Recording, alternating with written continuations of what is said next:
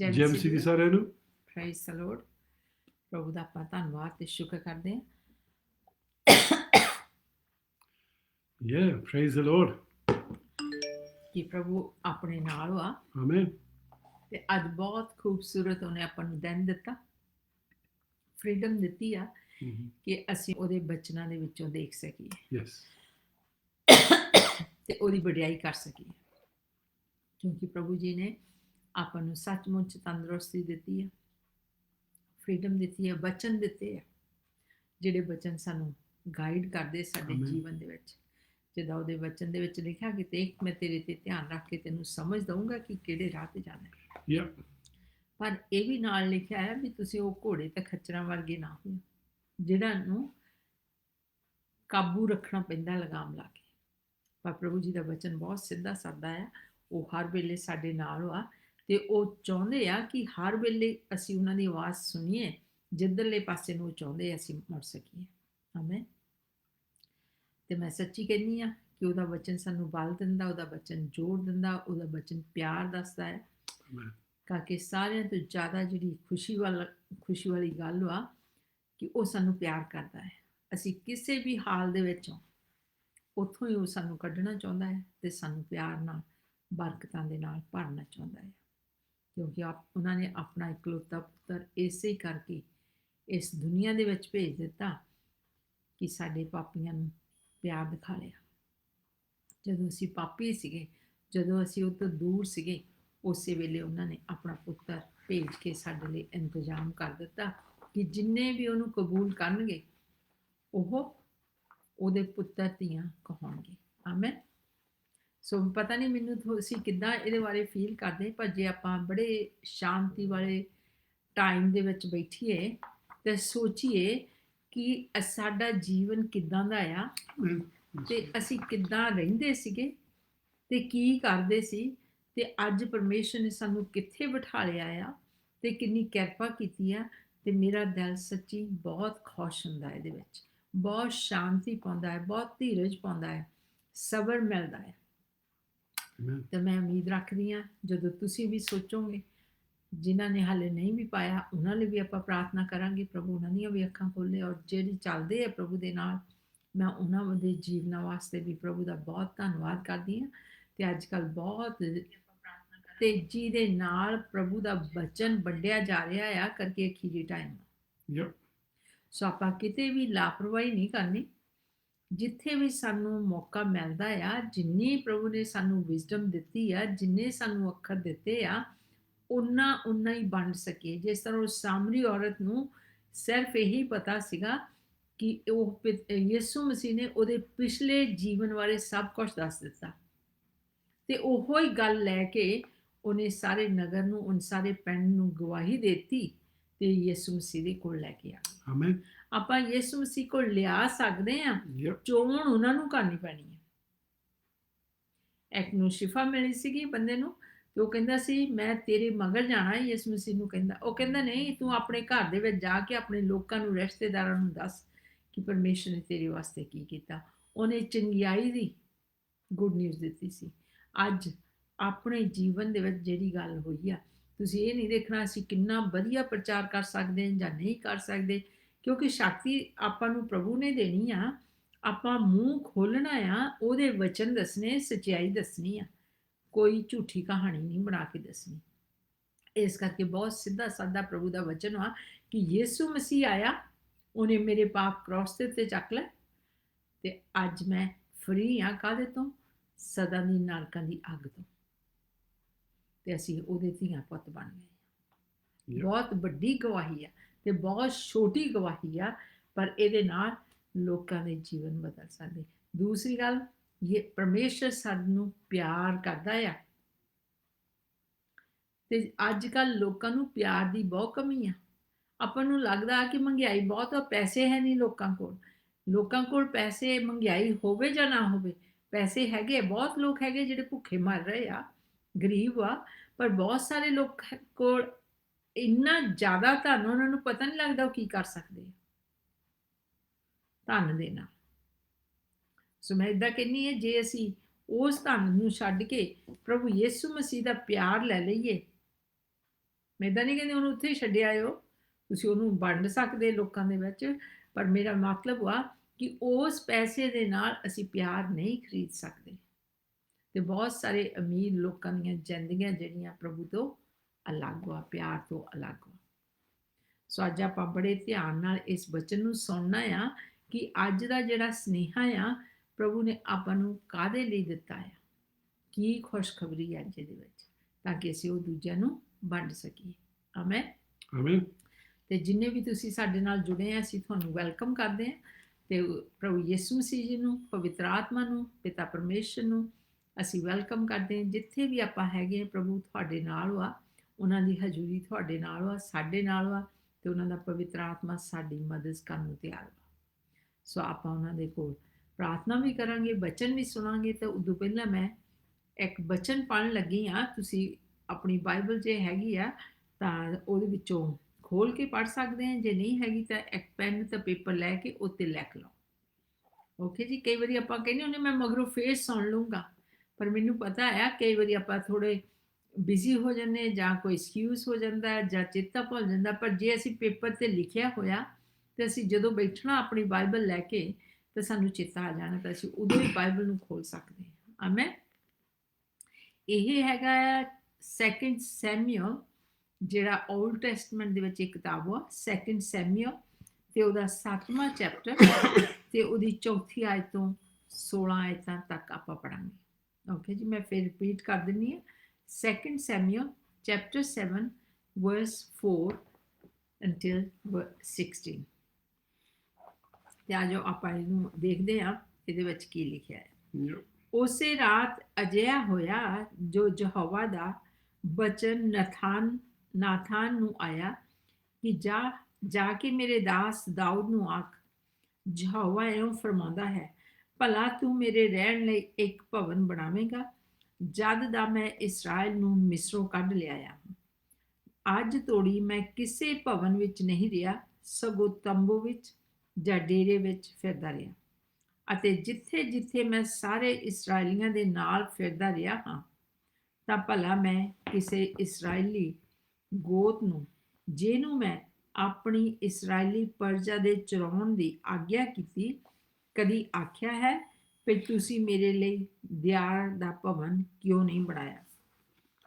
ਸੋ ਹੁਣ ਤੂੰ ਮੇਰੇ ਦਾਸ ਦਾਊਦ ਨੂੰ ਆਖ, ਭਈ ਸੈਨਾ ਦਾ ਯਹੋਵਾ ਇਉਂ ਆਖਦਾ ਹੈ, ਮੈਂ ਤੈਨੂੰ ਬਲਗਣਾ ਵਿੱਚੋਂ, ਜਿੱਥੇ ਤੂੰ ਭੇਡਾਂ ਚਰਾਉਂਦਾ ਹੁੰਦਾ ਸੀ, ਕੱਢ ਕੇ ਆਪਣੀ ਪਰਜਾ ਇਸਰਾਇਲ ਦੇ ਉੱਤੇ ਪ੍ਰਧਾਨ ਬਣਾ ਦਿੱਤਾ। ਅਤੇ ਜਿੱਥੇ ਜਿੱਥੇ ਤੂੰ ਗਿਆ ਮੈਂ ਤੇਰੇ ਨਾਲ ਰਿਹਾ, ਅਤੇ ਤੇਰੇ ਸਾਰਿਆਂ ਵੈਰੀਆਂ ਨੂੰ ਤੇਰੇ ਅੱਗੋਂ ਮਿਟਾ ਦਿੱਤਾ। ਅਤੇ ਮੈਂ ਉਹਨਾਂ ਲੋਕਾਂ ਵਰਗਾ, ਜਿਨ੍ਹਾਂ ਦਾ ਨਾਂ ਜਗਤ ਵਿੱਚ ਵੱਡਾ ਹੈ, ਤੇਰਾ ਨਾਂ ਵੱਡਾ ਕੀਤਾ।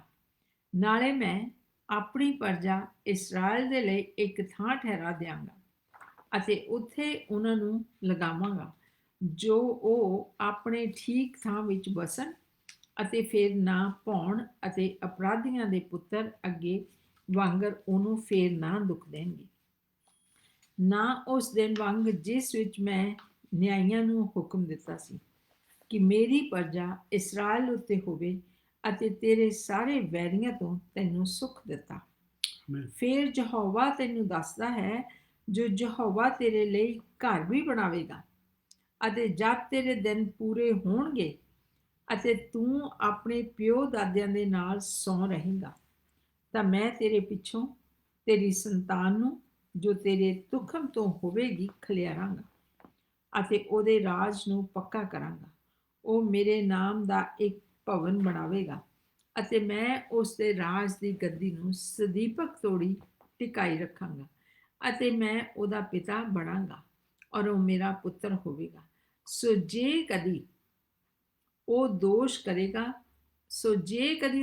ਕਰੇਗਾ ਤਾਂ ਮੈਂ ਉਹਨੂੰ ਮਨੁੱਖਾਂ ਦੇ ਬੈਂਤ ਅਤੇ ਆਦਮ ਦੀ ਸੰਤਾਨ ਦੇ ਕੋਟੜਿਆਂ ਨਾਲ ਸੰਵਾਰਾਂਗਾ, ਪਰ ਮੇਰੀ ਦਇਆ ਉਸ ਤੋਂ ਵੱਖਰੀ ਨਾ ਹੋਵੇਗੀ, ਜੇਕਰ ਸ਼ਾਉਲ ਤੋਂ ਮੈਂ ਉਹਨੂੰ ਵੱਖਰੀ ਕੀਤੀ, ਜਿਸ ਨੂੰ ਮੈਂ ਤੇਰੇ ਅੱਗੇ ਨਾਸ਼ ਕੀਤਾ। ਸਗੋਂ ਤੇਰਾ ਟੱਬਰ ਅਤੇ ਤੇਰਾ ਰਾਜ ਸਦੀਪਕ ਤੋੜੀ ਤੇਰੇ ਅੱਗੇ ਪੱਕਾ ਰਹੇਗਾ। ਆਮੀਨ। ਆਮੇਨ। ਪ੍ਰਭੂ ਇਸ ਬਚਨ ਨੂੰ ਬਰਕਤ ਦੇਵੇ। ਤੇ ਮੈਂ ਇਹ ਗੱਲ ਵੀ ਕਹਿੰਦੀ ਹਾਂ ਕਿ ਜਿੰਨੇ ਹੁਣ ਤੁਸੀਂ ਜੁੜੇ ਆ, ਫਿਰ ਉਹਨਾਂ ਦਾ ਅਸੀਂ ਵੈਲਕਮ ਕਰਦੇ ਹਾਂ ਤੇ ਤੁਹਾਡੇ ਅੱਗੇ ਪ੍ਰਾਰਥਨਾ ਕਰਦੇ ਹਾਂ ਕਿ ਤੁਸੀਂ ਰਿਕੁਐਸਟ ਕਰਦੇ ਆ ਕਿ ਜਿਹੜਾ ਲਿੰਕ ਆ ਤੁਸੀਂ ਜ਼ਰੂਰ ਆਪਣਾ ਕੰਮ ਕਰੋ ਕਿ ਉਹ ਲਿੰਕ ਦੂਜਿਆਂ ਨੂੰ ਸ਼ੇਅਰ ਕਰੋ। ਆਮੀਨ। ਤੁਸੀਂ ਦੇਖਦੇ ਸ਼ੇਅਰ ਕਰ ਸਕਦੇ ਆ। ਆਮੇਨ। ਤੇ ਮੈਨੂੰ ਪਤਾ ਤੁਸੀਂ ਬਹੁਤ ਸਾਰੇ ਕਰਦੇ ਵੀ ਆ ਤੇ ਬਹੁਤ ਕਈ ਵਾਰੀ ਸਾਨੂੰ ਰਿਸਪੌਂਡ ਪੁੱਠੇ ਵੀ ਮਿਲ ਜਾਂਦੇ, ਵਧੀਆ ਵੀ ਮਿਲ ਜਾਂਦੇ, ਪਰ ਇੱਕ ਭੇਡ ਵੀ ਬਚ ਜਵੇ ਤਾਂ ਸਵਰਗਾਂ ਦੇ ਵਿੱਚ ਖੁਸ਼ੀ ਮਨਾਈ ਜਾਂਦੀ ਹੈ। ਆਮੀਨ। ਭੇਡਾਂ ਆਪਾਂ ਆ ਪ੍ਰਭੂ ਯਿਸੂ ਮਸੀਹ ਦੀਆਂ, ਉਹ ਸਾਡਾ ਚਰਵਾਹਾ ਹੈ। ਆਮੇਨ। ਸੋ ਅੱਜ ਹੁਣ ਆਪਾਂ ਪ੍ਰਾਰਥਨਾ ਕਰਦੇ ਹਾਂ ਤੇ ਆਪਾਂ ਆਪਣੇ ਕੰਮ ਨੂੰ ਗਾਹਾਂ ਵਧਾਉਂਦੇ ਹਾਂ। ਸੱਚੇ ਪਿਤਾ ਪ੍ਰਭੂ ਜੀ, ਅਸੀਂ ਤੁਹਾਡਾ ਧੰਨਵਾਦ, ਤੁਹਾਡਾ ਸ਼ੁਕਰ ਕਰਦੇ ਹਾਂ ਇਸ ਮੌਕੇ ਵਾਸਤੇ ਜੋ ਤੁਸੀਂ ਸਾਨੂੰ ਇਹ ਮੌਕਾ ਦਿੱਤਾ ਕਿ ਅਸੀਂ ਅੱਜ ਫੇਰ ਤੁਹਾਡੇ ਵਚਨਾਂ ਦੇ ਰਾਹੀਂ ਇੱਕ ਦੂਜੇ ਨਾਲ ਸੰਗਤੀ ਕਰ ਸਕਦੇ ਹਾਂ। ਔਰ ਜਿੱਥੇ ਵੀ ਹੈਗੇ ਆ ਪ੍ਰਭੂ ਜੀ ਤੁਸੀਂ ਸਾਡੇ ਨਾਲ ਹੋ, ਅਸੀਂ ਤੁਹਾਡਾ ਧੰਨਵਾਦ ਕਰਦੇ ਹਾਂ। ਪ੍ਰਭੂ ਜੀ ਮੈਂ ਧੰਨਵਾਦ ਕਰਦੀ ਸਾਡੀ ਮੰਗਣ ਤੋਂ, ਸਾਡੇ ਸੋਚਣ ਤੋਂ ਵੀ ਵੱਧ ਤੁਸੀਂ ਸਾਡੇ ਵਾਸਤੇ ਕਰਦੇ ਹੋ। ਧੰਨਵਾਦ ਤੇ ਸ਼ੁਕਰ ਕਰਦੀ ਹਾਂ ਅੱਜ ਦੇ ਬਚਨ ਵਾਸਤੇ। ਪ੍ਰਾਰਥਨਾ ਕਰਦੀ ਕਿ ਪ੍ਰਭੂ ਜੀ ਜਦੋਂ ਇਹ ਬਚਨ ਬੋਲਿਆ ਜਾਵੇ ਸਾਨੂੰ ਆਪਣੀ ਅਨੋਇੰਟਿੰਗ ਦੇ ਥੱਲੇ ਤੁਸੀਂ ਰੱਖਣਾ, ਜਿੱਦਾਂ ਤੁਹਾਡਾ ਵਚਨ ਅਨੋਇੰਟਿਡ ਹੋ, ਜਿੰਨੇ ਵੀ ਸੁਣਦੇ ਆ ਉਹਨਾਂ ਦੇ ਉੱਤੇ ਵੀ ਉਸ ਮਸਾ ਆਵੇ ਤੇ ਅਸੀਂ ਇਸ ਬਚਨਾਂ ਨੂੰ ਚੰਗੀ ਤਰ੍ਹਾਂ ਸਮਝ ਸਕੀਏ। ਕਿਉਂਕਿ ਪ੍ਰਭੂ ਜੀ ਜਿਹੜੇ ਤੁਹਾਡੇ ਬਚਨ ਆ ਉਹ ਇਨਸਾਨ ਦੀ ਸਮਝ ਤੋਂ ਪਰੇ ਆ। ਪਰ ਧੰਨਵਾਦ ਕਰਦੇ ਹਾਂ ਸਾਡਾ ਮਦਦਗਾਰ ਜਿਹੜਾ ਪਵਿੱਤਰ ਆਤਮਾ ਆ ਉਹ ਸਾਨੂੰ ਗਾਈਡ ਕਰਦਾ ਤੇ ਉਹ ਸਾਨੂੰ ਸਮਝਾਉਂਦਾ ਆ। ਸੋ ਅਸੀਂ ਪ੍ਰਾਰਥਨਾ ਕਰਦੇ ਪ੍ਰਭੂ ਜੀ, ਪਵਿੱਤਰ ਆਤਮਾ ਜੀ ਨੂੰ ਵੈਲਕਮ ਕਰਦੇ ਹਾਂ ਔਰ ਧੰਨਵਾਦ ਕਰਦੇ ਤੁਸੀਂ ਸਾਨੂੰ ਅਨਾਥ ਨਹੀਂ ਛੱਡਿਆ, ਪਰ ਸਾਡੀ ਮਦਦ ਕਰਨ ਵਾਸਤੇ ਪਵਿੱਤਰ ਆਤਮਾ ਜੀ ਸਾਡੇ ਕੋਲ ਭੇਜਿਆ। ਸੋ ਆਓ ਤੁਸੀਂ ਇਸ ਵਚਨ ਦੇ ਉੱਤੇ ਜਿੱਦਾਂ ਮਸਾ ਦਿੱਤਾ ਆ ਇਸੇ ਤਰ੍ਹਾਂ ਤੇਰੇ ਲੋਕਾਂ ਤੇ ਅੱਜ ਤੇਰਾ ਮਸਾ ਠਹਿਰੇ ਔਰ ਇਸ ਬਚਨ ਦੇ ਨਾਲ ਬਹੁਤ ਸਾਰੇ ਲੋਕ ਤੇਰੀ ਬਰਕਤ, ਤੇਰੀ ਆਸ਼ੀਸ਼ ਪਾਉਣ। ਔਰ ਪ੍ਰਭੂ ਜੀ ਤੇਰੇ ਜਿਹੜੇ ਚੁਣੇ ਹੋਏ ਲੋਕ ਵਾ ਅੱਜ ਜਿਨ੍ਹਾਂ ਨੂੰ ਤੁਸੀਂ ਪਿਆਰ ਕਰਦੇ, ਜਿਨ੍ਹਾਂ ਨੂੰ ਸੱਦਾ ਦਿੱਤਾ ਆ, ਉਹ ਸਾਰੇ ਦੇ ਸਾਰੇ ਤੇਰੇ ਬਚਨ ਨੂੰ ਸੁਣ ਕੇ ਬਹੁਤ ਆਨੰਦ ਹੋ ਸਕਣ। ਔਰ ਪਿਤਾ ਪ੍ਰਭੂ ਜੀ ਅਸੀਂ ਤੁਹਾਡਾ ਧੰਨਵਾਦ ਕਰਦੇ ਹਾਂ ਕਿ ਜੋ ਕੁਛ ਵੀ ਅੱਜ ਕੀਤਾ ਜਾਵੇ ਉਹਦੇ ਵਿੱਚੋਂ ਸਾਡੇ ਜੀਵਨਾਂ ਦੇ ਰਾਹੀਂ ਤੇਰੇ ਨਾਂ ਨੂੰ ਵਡਿਆਈ ਜਾਵੇ। ਯਿਸੂ ਮਸੀਹ ਦੇ ਨਾਮ ਵਿੱਚ ਮੰਗਦੇ ਤੇ ਪਾਉਂਦੇ ਹਾਂ। Amen. Amen. Amen. Thank you. ਹਾਂਜੀ। Praise the Lord. ਆਮੇਨ। ਤੀਸਰਾ ਹਫਤਾ ਜਦੋਂ ਆਪਾਂ ਦੇਖ ਰਹੇ ਹਾਂ ਪਰਮੇਸ਼ਰ ਦਾ ਕੀ ਪਲਾਨ ਹੈ ਆਦਮੀ ਵਾਸਤੇ। What is God's plan for man? ਕਾਹਤੇ ਉਹਨੇ ਆਦਮੀ ਬਣਾਇਆ ਸੀਗਾ, ਕਾਹਤੇ ਈਡਨ ਦੇ ਬਾਗ ਵਿੱਚ ਰੱਖਿਆ ਸੀ, ਬਈ ਕੀ ਉਹਦਾ ਰੀਜ਼ਨ ਸੀਗਾ, ਕੀ ਸਾਡੇ ਤੋਂ ਚਾਹੁੰਦਾ ਸੀਗਾ ਤੇ ਕੀ ਪਲਾਨ ਐਂਡ ਪਰਪਸ ਸੀਗਾ, ਉਹ ਆਪਾਂ ਦੇਖਦੇ ਆਏ ਹਾਂ। ਆਪਾਂ ਪਹਿਲਾਂ ਸ਼ੁਰੂ ਤੋਂ ਹੀ ਸ਼ੁਰੂ ਜਿੱਥੋਂ ਬਾਈਬਲ ਹੁੰਦੀ ਉੱਥੋਂ ਹੀ ਸ਼ੁਰੂ ਕੀਤਾ, ਪਹਿਲੀ ਆਇਤ ਤੋਂ ਹੀ, ਤੇ ਆਪਾਂ ਦੇਖਦੇ ਸੀਗੇ ਕਿ ਪਰਮੇਸ਼ਰ ਨੇ ਕਿੱਦਾਂ ਚੀਜ਼ਾਂ ਬਣਾਈਆਂ। ਫਿਰ ਆਪਾਂ ਦੇਖਿਆ ਸੀ ਉਹਨੇ ਆਦਮੀ ਬਣਾਇਆ ਤੇ ਉਹਨੂੰ ਆਪਣੀ ਸ਼ਕਲ ਦੇ ਵਿੱਚ ਬਣਾਇਆ। ਉਹਦੇ ਵਿੱਚੋਂ 6 ਚੀਜ਼ਾਂ ਆਪਾਂ ਦੇਖੀਆਂ ਸੀ ਜਿਹੜੀਆਂ ਖਾਸ ਸੀਗੀਆਂ, ਤੇ ਜੇ ਅਸੀਂ ਉਹ ਚੇਤੇ ਰੱਖਣ ਲੱਗ ਪਏ ਉਹਨਾਂ ਦੇ ਵਿੱਚੋਂ ਤੇ ਸਾਡਾ ਜੀਵਨ ਸਿੱਧਾ ਰਹਿਣਾ ਆ ਤੇ ਅਸੀਂ ਰੋਂਗ ਖਿਆਲਾਂ ਦੇ ਵਿੱਚ ਨਹੀਂ ਪੈਣਾ ਹੈਗਾ। ਬਹੁਤ ਵਾਰੀ ਅਸੀਂ ਵਹਿਮਾਂ ਦੇ ਵਿੱਚ, ਰੋਂਗ ਖਿਆਲਾਂ ਦੇ ਵਿੱਚ ਪਏ ਹੋਏ ਆ ਕਰਕੇ ਸਾਨੂੰ ਸੱਚਾਈ ਦਾ ਨਹੀਂ ਪਤਾ ਹੈਗਾ। ਜਦੋਂ ਸਾਨੂੰ ਸੱਚਾਈ ਬਾਈਬਲ ਜੋ ਦੱਸਦੀ ਆ ਉਸ ਸੱਚਾਈ ਦੇ ਵਿੱਚ ਅਸੀਂ ਚੱਲਣ ਲੱਗ ਪੈਂਦੇ ਆ ਤੇ ਫਿਰ ਸਾਡਾ ਖਿਆਲ ਵੀ, ਸਾਡੇ ਸੋਚਾਂ ਵੀ ਸਹੀ ਹੁੰਦੀਆਂ ਆ। ਸੋ ਮੈਂ ਪਹਿਲਾਂ ਉਹ ਸ਼ੁਰੂ ਕਰਨ ਤੋਂ ਪਹਿਲਾਂ ਮੈਂ ਉਹ 6 ਚੀਜ਼ਾਂ ਗਿਣਦਾ ਆ ਤੇ ਫਿਰ ਆਪਾਂ ਸ਼ੁਰੂ ਕਰਾਂਗੇ। ਉਹ ਪਹਿਲੀ ਚੀਜ਼ ਇਹ ਆ, ਪਰਮੇਸ਼ਰ ਕਹਿੰਦਾ ਸੀ let us make man in our own image. ਆ ਜੋ ਆਪਾਂ ਆਦਮੀ ਬਣਾਈਏ ਤੇ ਆਪਣੀ ਸ਼ਕਲ ਦੇ ਵਿੱਚ ਬਣਾਈਏ। ਇਹ 26ਵੀਂ ਆਇਤ ਦੇ ਵਿੱਚ ਲਿਖਦਾ ਆ, ਪਹਿਲੇ ਚੈਪਟਰ ਜੈਨੇਸਿਸ ਦੀ ਕਿਤਾਬ the book of Genesis chapter 1 verse 26 ਦੇ ਵਿੱਚ ਲਿਖਦਾ ਆ ਕਿ ਜਿੰਨੀਆਂ ਵੀ ਚੀਜ਼ਾਂ ਉਹ ਬਣਾ ਹਟਿਆ, ਸਭ ਕੁਝ ਬਣਾ ਹਟਿਆ, ਹੁਣ ਦੁਨੀਆ ਦੇ ਵਿੱਚ ਆਦਮੀ ਅਖੀਰ ਦੇ ਵਿੱਚ ਜਾ ਕੇ ਬਣਾਉਂਦਾ ਆ ਤੇ ਉਹ ਕੀ ਬਣਾਉਂਦਾ, ਉਹਨੂੰ ਆਪਣੇ ਵਰਗਾ ਬਣਾਉਂਦਾ। ਕੋਈ ਪਸ਼ੂ, ਕੋਈ ਪੰਛੀ, ਕੋਈ ਮੱਛੀ, ਕੋਈ ਸਮੁੰਦਰ ਵਿੱਚ ਰਹਿਣ ਵਾਲੀਆਂ ਚੀਜ਼ਾਂ, ਧਰਤੀ ਵਿੱਚ ਰਹਿਣ ਵਾਲੀਆਂ ਚੀਜ਼ਾਂ, ਆਉਣ ਵਾਲੀਆਂ ਚੀਜ਼ਾਂ, ਕੋਈ ਵੀ ਉਹਨੇ ਆਪਣੀ ਸ਼ਕਲ ਵਿੱਚ ਬਣਾਈ ਨਹੀਂ ਹੈਗੀ। ਸੋ ਜੇ ਅਸੀਂ ਉਹ ਬਣਾ ਕੇ ਉਹਨੂੰ ਪੂਜਣ ਲੱਗ ਪੈਂਦੇ ਹਾਂ ਅਸੀਂ ਸਿੱਧੇ ਹੀ ਗਲਤ ਹੋ ਗਏ ਹਾਂ, ਕਰਕੇ ਪਰਮੇਸ਼ਰ ਨੇ ਉਹ ਪੂਜਣ ਨੂੰ ਨਹੀਂ ਬਣਾਈ ਹੈਗੀ। ਆਦਮੀ ਜਿਹੜਾ ਸੀ ਉਹੋ ਹੀ ਇਕੱਲਾ ਉਹਨੇ ਆਪਣੀ ਸ਼ਕਲ ਦੇ ਵਿੱਚ ਬਣਾਇਆ। Amen. ਫਿਰ ਦੂਸਰੀ ਚੀਜ਼ ਜੋ ਕਹਿੰਦਾ ਆਫਟਰ ਆਵਰ ਲਾਈਕਨੈਸ, ਉਹਦਾ ਸੁਭਾਅ ਵੀ ਆਪਣੇ ਵਰਗਾ ਕਹਿੰਦਾ ਹੋਵੇ, ਉਹਦੇ ਖਿਆਲ ਵੀ ਆਪਣੇ ਵਰਗੇ ਹੋਣ। Amen. ਸੋ ਪਰਮੇਸ਼ਰ ਨੇ ਆਪਣੀ ਸ਼ਕਲ ਦੇ ਵਿੱਚ ਆਪਣੇ ਖਿਆਲਾਂ ਦੇ ਵਿੱਚ ਆਦਮੀ ਨੂੰ ਬਣਾਇਆ। ਤੇ ਤੀਸਰੀ ਚੀਜ਼ ਜਿਹੜੀ ਉਹ ਦੱਸਦਾ ਆ, ਲੈਟ them have dominion, ਉਹ ਰਾਜ ਕਰਨ। ਕਾਹਦੇ ਉੱਤੇ? ਜਿੰਨੀਆਂ ਵੀ ਚੀਜ਼ਾਂ ਪਰਮੇਸ਼ਰ ਬਣਾ ਹਟਿਆ ਆ, ਉਹ ਫਿਰ ਗਾਹਾਂ ਚੌਥੀ ਆਇਤ ਦੇ ਵਿੱਚ ਚੌਥੀ ਚੀਜ਼ ਦੇ ਵਿੱਚ ਉਹ ਲਿਖਦਾ ਆ, of the fish of the sea, of the birds of heaven, and over the livestock, and over every creeping thing that creeps on the earth. ਸੋ ਸਾਰੀਆਂ ਚੀਜ਼ਾਂ ਗਿਣ ਦਿੰਦਾ ਆ, ਸਮੁੰਦਰ ਵਿੱਚ, ਅਸਮਾਨ ਦੇ ਵਿੱਚ, ਜਾਂ ਇੱਥੇ ਧਰਤੀ ਦੇ ਉੱਤੇ। ਉਹ ਕਹਿੰਦਾ ਸਾਰੀਆਂ ਦੇ ਉੱਤੇ ਆਦਮੀ ਰੂਲ ਕਰੇ।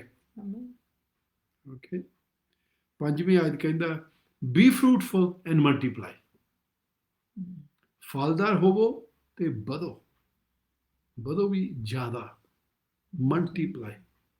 ਓਕੇ, ਛੇਵੀਂ ਆਇਤ ਕਹਿੰਦਾ ਆ ਫਿਲ ਦੀ ਅਰਥ ਐਂਡ ਸਬਡਿਊ ਇਟ, ਜਿਹੜੀ ਧਰਤੀ ਆ ਉਹਨੂੰ ਸਾਰੀ ਨੂੰ ਭਰ ਦਿਓ, ਪਰ ਆਪਣੇ ਬਸ ਦੇ ਵਿੱਚ ਰੱਖੋ।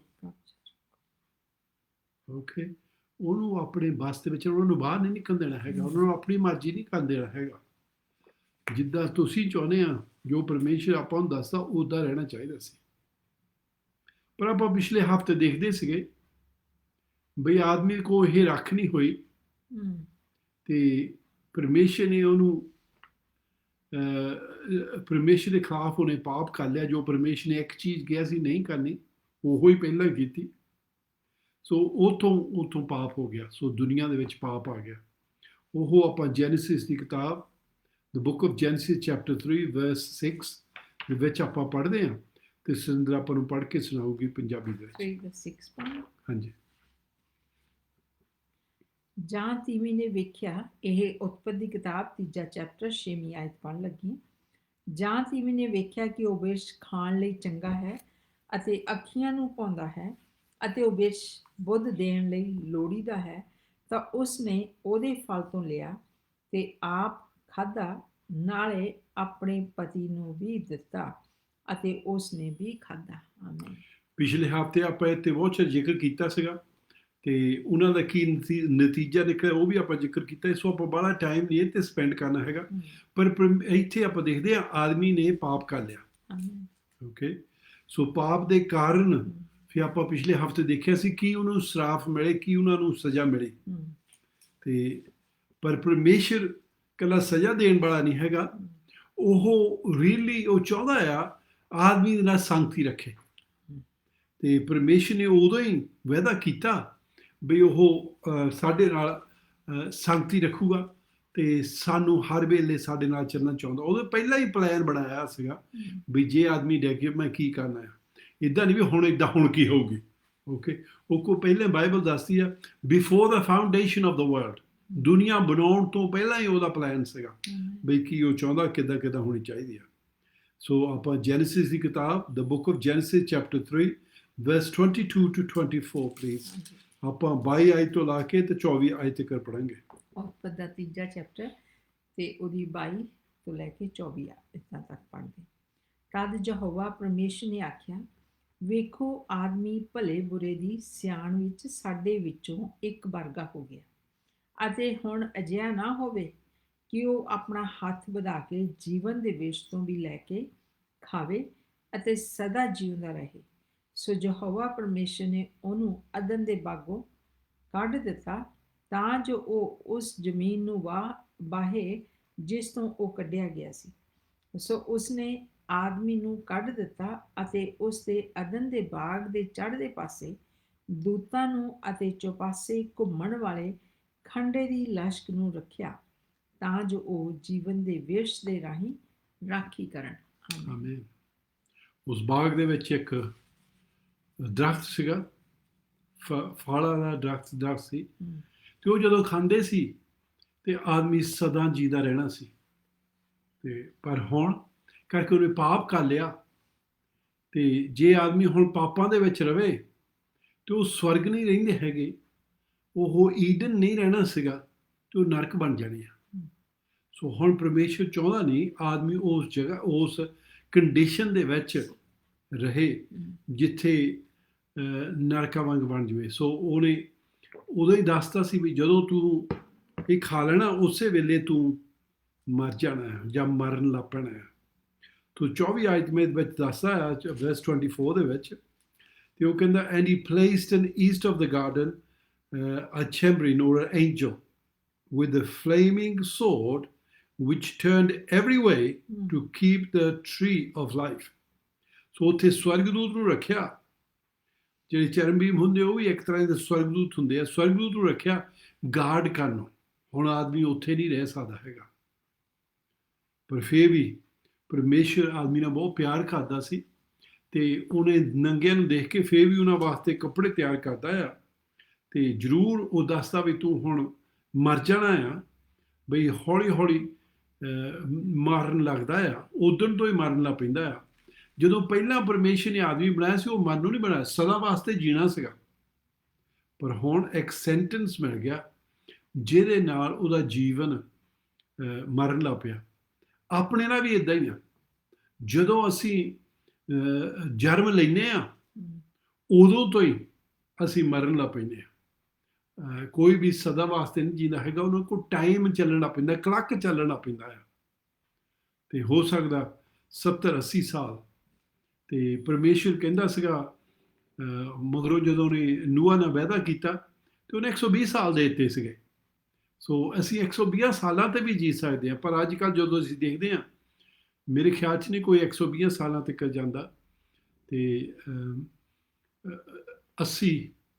70-80 ਤੱਕ ਜਾ ਕੇ ਮੌਤ ਹੋਣ ਲੱਗ ਪੈਂਦੀ ਹੈ। ਕਈ ਜ਼ਰੂਰ ਬਈ ਥੋੜ੍ਹਾ ਜਿਹਾ ਉੱਪਰ ਚੱਲ ਜਾਂਦੇ ਆ, ਪਰ ਇੰਨਾ ਕੀ ਜਾਂਦੇ ਆ। ਸੋ ਇੱਥੇ ਪ੍ਰਭੂ ਦੀ ਵਡਿਆਈ ਹੋਵੇ, ਉਹਨੇ ਸਾਡੇ ਵਾਸਤੇ ਫਿਰ ਵੀ ਇੰਤਜ਼ਾਮ ਕੀਤਾ, ਚਾਹੁੰਦਾ ਵੀ ਅਸੀਂ ਉਹਦੇ ਨਾਲ ਚੱਲਦੇ ਰਹੀਏ। ਉਹਦਾ ਪਲਾਨ ਹੱਲੇ ਵੀ ਆ ਬਈ ਸਾਨੂੰ ਉਹ ਕਿੱਦਾਂ ਮੁੜ ਕੇ ਆਪਣੇ ਬੇਟੇ ਬੇਟੀਆਂ ਬਣਾ ਸਕਦਾ, ਉਹ ਅੱਜ ਆਪਾਂ ਦੇਖਣਾ ਆ ਕਿੱਦਾਂ ਕੰਮ ਕਰਦਾ ਆ। ਜੈਨੇਸਿਸ ਦੀ ਕਿਤਾਬ ਦੇ ਵਿੱਚੋਂ ਆਪਾਂ ਪੜ੍ਹਿਆ ਸੀਗਾ 2 ਚੈਪਟਰ, ਤੇ ਉਹਦੀ 16 ਤੋਂ 17 ਆਇਤ ਆਪਾਂ ਫਿਰ ਪੜ੍ਹਾਂਗੇ। The book of Genesis chapter 2 verse 16 and 17। ਹਾਂਜੀ, ਉਤਪਤ ਦੀ ਕਿਤਾਬ 2 ਚੈਪਟਰ 16 ਤੇ 17। ਤਾਂ ਯਹੋਵਾ ਪਰਮੇਸ਼ਰ ਨੇ ਆਦਮੀ ਨੂੰ ਆਗਿਆ ਦਿੱਤੀ ਕਿ ਬਾਗ ਦੇ ਹਰ ਵਿਰਖ ਤੋਂ ਤੂੰ ਨਿਸੰਗ ਖਾਈਂ, ਪਰ ਭਲੇ ਬੁਰੇ ਦੀ ਸਿਆਣ ਦੇ ਵਿਰਖ ਤੋਂ ਤੂੰ ਨਾ ਖਾਈਂ, ਕਿਉਂ ਜੋ ਜਿਸ ਦਿਨ ਤੂੰ ਉਸ ਤੋਂ ਖਾਵੇਂ ਤੂੰ ਜ਼ਰੂਰ ਮਰੇਗਾ। ਓਕੇ, ਜਿਸ ਦਿਨ ਤੋਂ ਤੂੰ ਉਹ ਖਾਊਗਾ you will surely die, dying you will die। ਜੇ ਸਹੀ ਟ੍ਰਾਂਸਲੇਸ਼ਨ ਇਹਦਾ ਆ, ਮਰਦਾ ਤੂੰ ਮਰ ਜਾਊਗਾ, ਉਹਦਾ ਕੀ ਮਤਲਬ? ਹੌਲੀ ਹੌਲੀ ਮਰ ਜਾਊਗਾ। ਓਕੇ, ਮਰਦਾ ਤੂੰ ਮਰ ਜਾਊਗਾ, dying you shall die, ਇਹ ਸਹੀ ਹੀਬਰੂ ਦੇ ਵਿੱਚੋਂ ਟ੍ਰਾਂਸਲੇਸ਼ਨ ਹੁੰਦਾ ਹੈ। ਸੋ ਸੱਚੀ ਉਦੋਂ ਤੋਂ ਹੀ ਜਦੋਂ ਉਹਨੇ ਪਾਪ ਕਰ ਲਿਆ ਉਦੋਂ ਤੋਂ ਹੀ ਉਹ ਮਰਨ ਲੱਗ ਪਿਆ। ਫੇਰ ਵੀ 900 ਸਾਲ ਲੱਗ ਗਿਆ, ਓਕੇ, ਪਰ ਫੇਰ ਵੀ ਉਹਦੀ ਉਦੋਂ ਤੋਂ ਡੈਥ ਹੋਣ ਲੱਗ ਪਈ। ਇਹ ਪਰਮੇਸ਼ਰ ਦਾ ਜੋ ਉਹਨੇ ਕਿਹਾ ਸੀ ਉਹ ਪੂਰਾ ਹੋਣ ਲੱਗ ਪਿਆ। ਜੋ ਵੀ ਪਰਮੇਸ਼ਰ ਨੇ ਬਚਨ ਬੋਲਿਆ ਹੁੰਦਾ ਉਹ ਪੂਰਾ ਹੋ ਕੇ ਰਹਿੰਦਾ ਹੈ। ਫਿਰ ਆਪਾਂ ਪਰਮੇਸ਼ਰ ਨੇ ਵਾਅਦਾ ਕੀਤਾ, ਤੇ ਉਹ ਆਪਾਂ ਪੜ੍ਹਦੇ ਹਾਂ ਜੈਨੇਸਿਸ ਦੀ ਕਿਤਾਬ ਉਹਦਾ chapter 3 verse 21। Genesis chapter 3 verse 21।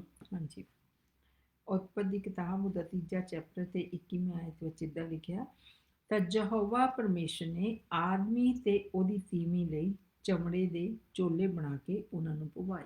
Amen. ਕੀ ਹੋਇਆ? ਪੱਤਿਆਂ ਨਾਲ ਨਹੀਂ ਠੀਕ ਹੈਗਾ, ਪਰਮੇਸ਼ਰ ਨੇ ਆਪ ਉਹਨਾਂ ਵਾਸਤੇ ਕੱਪੜੇ ਬਣਾਏ।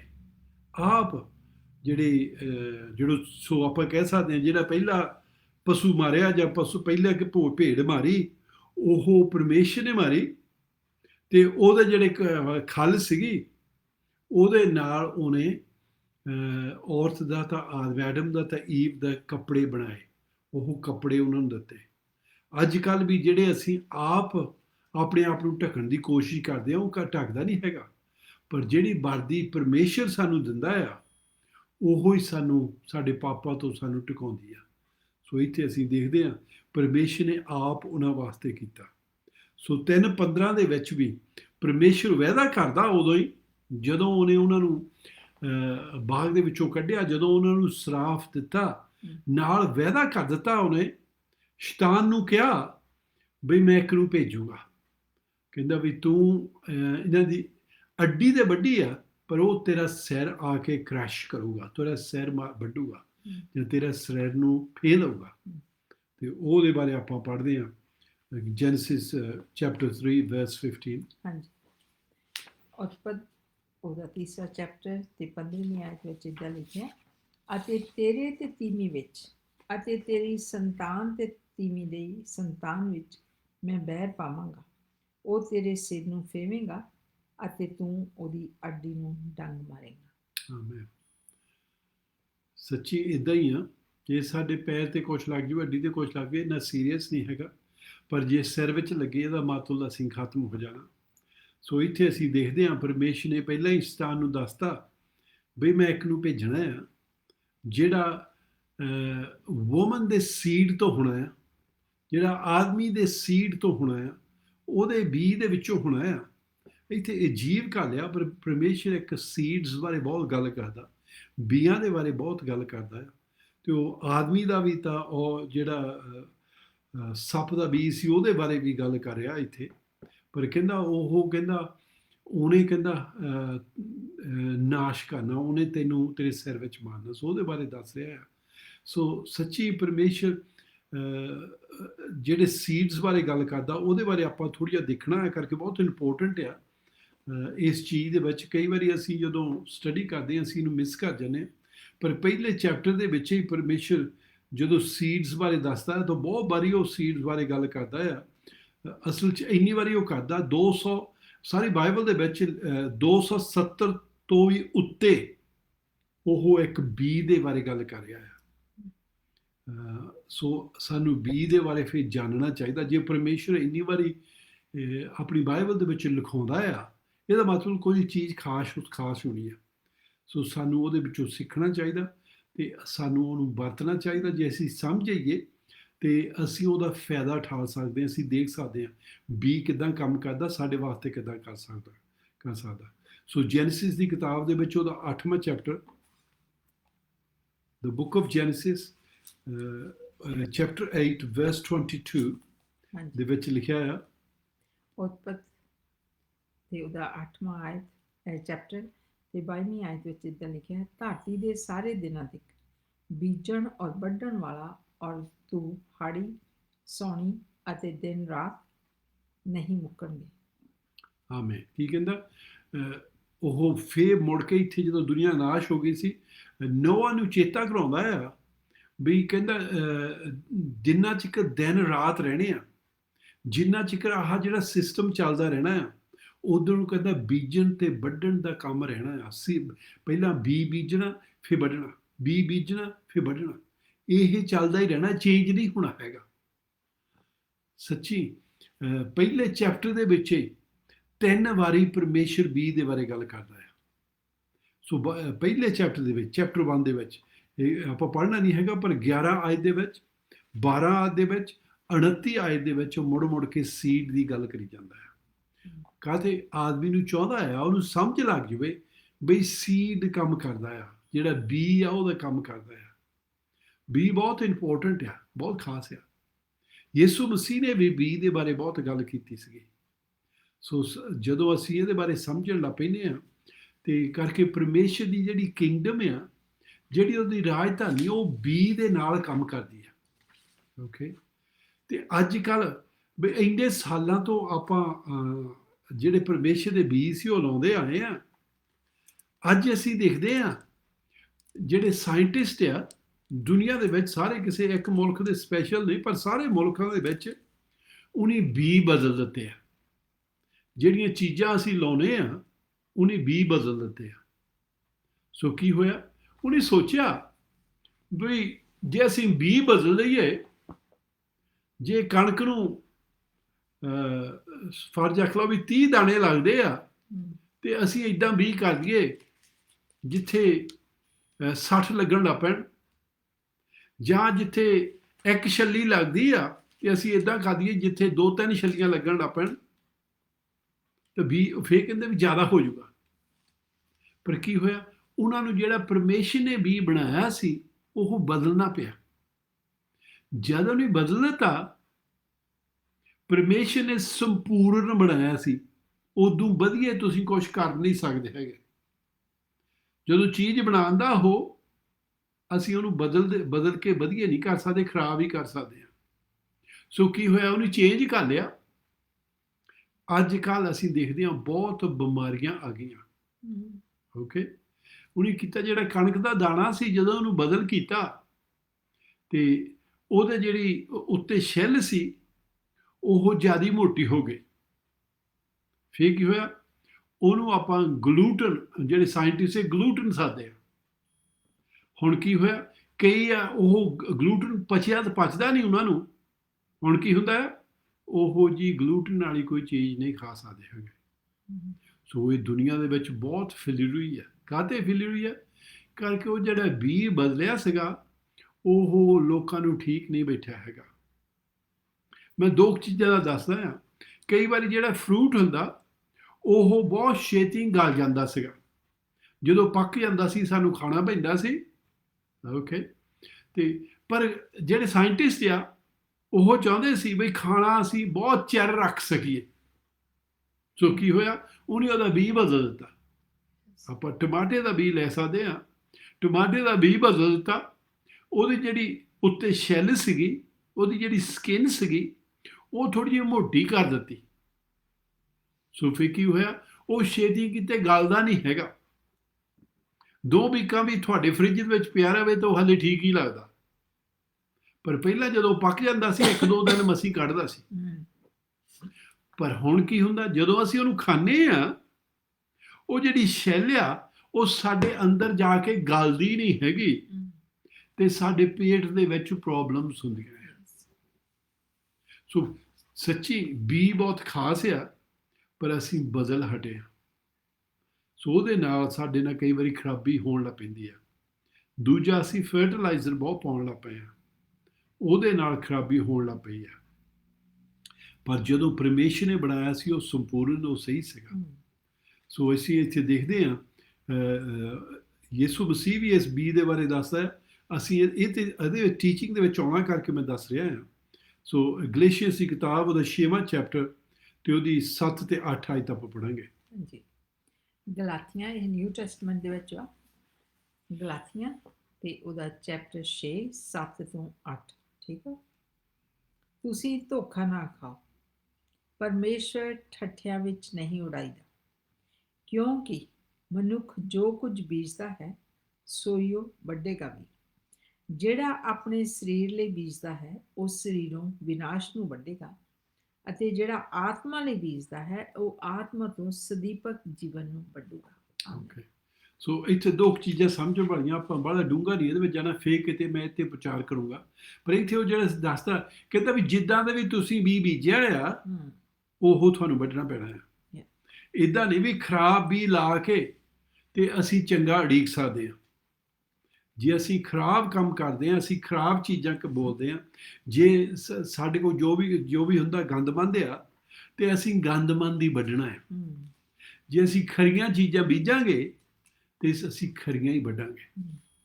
ਸੋ ਸਾਨੂੰ ਇਸ ਵੇਲੇ ਆਪਣਾ ਜੀਵਨ ਦੇਖਣਾ ਪੈਣਾ, ਅਸੀਂ ਕਿੱਦਾਂ ਦੀਆਂ ਚੀਜ਼ਾਂ ਬੀਜਦੇ ਹਾਂ।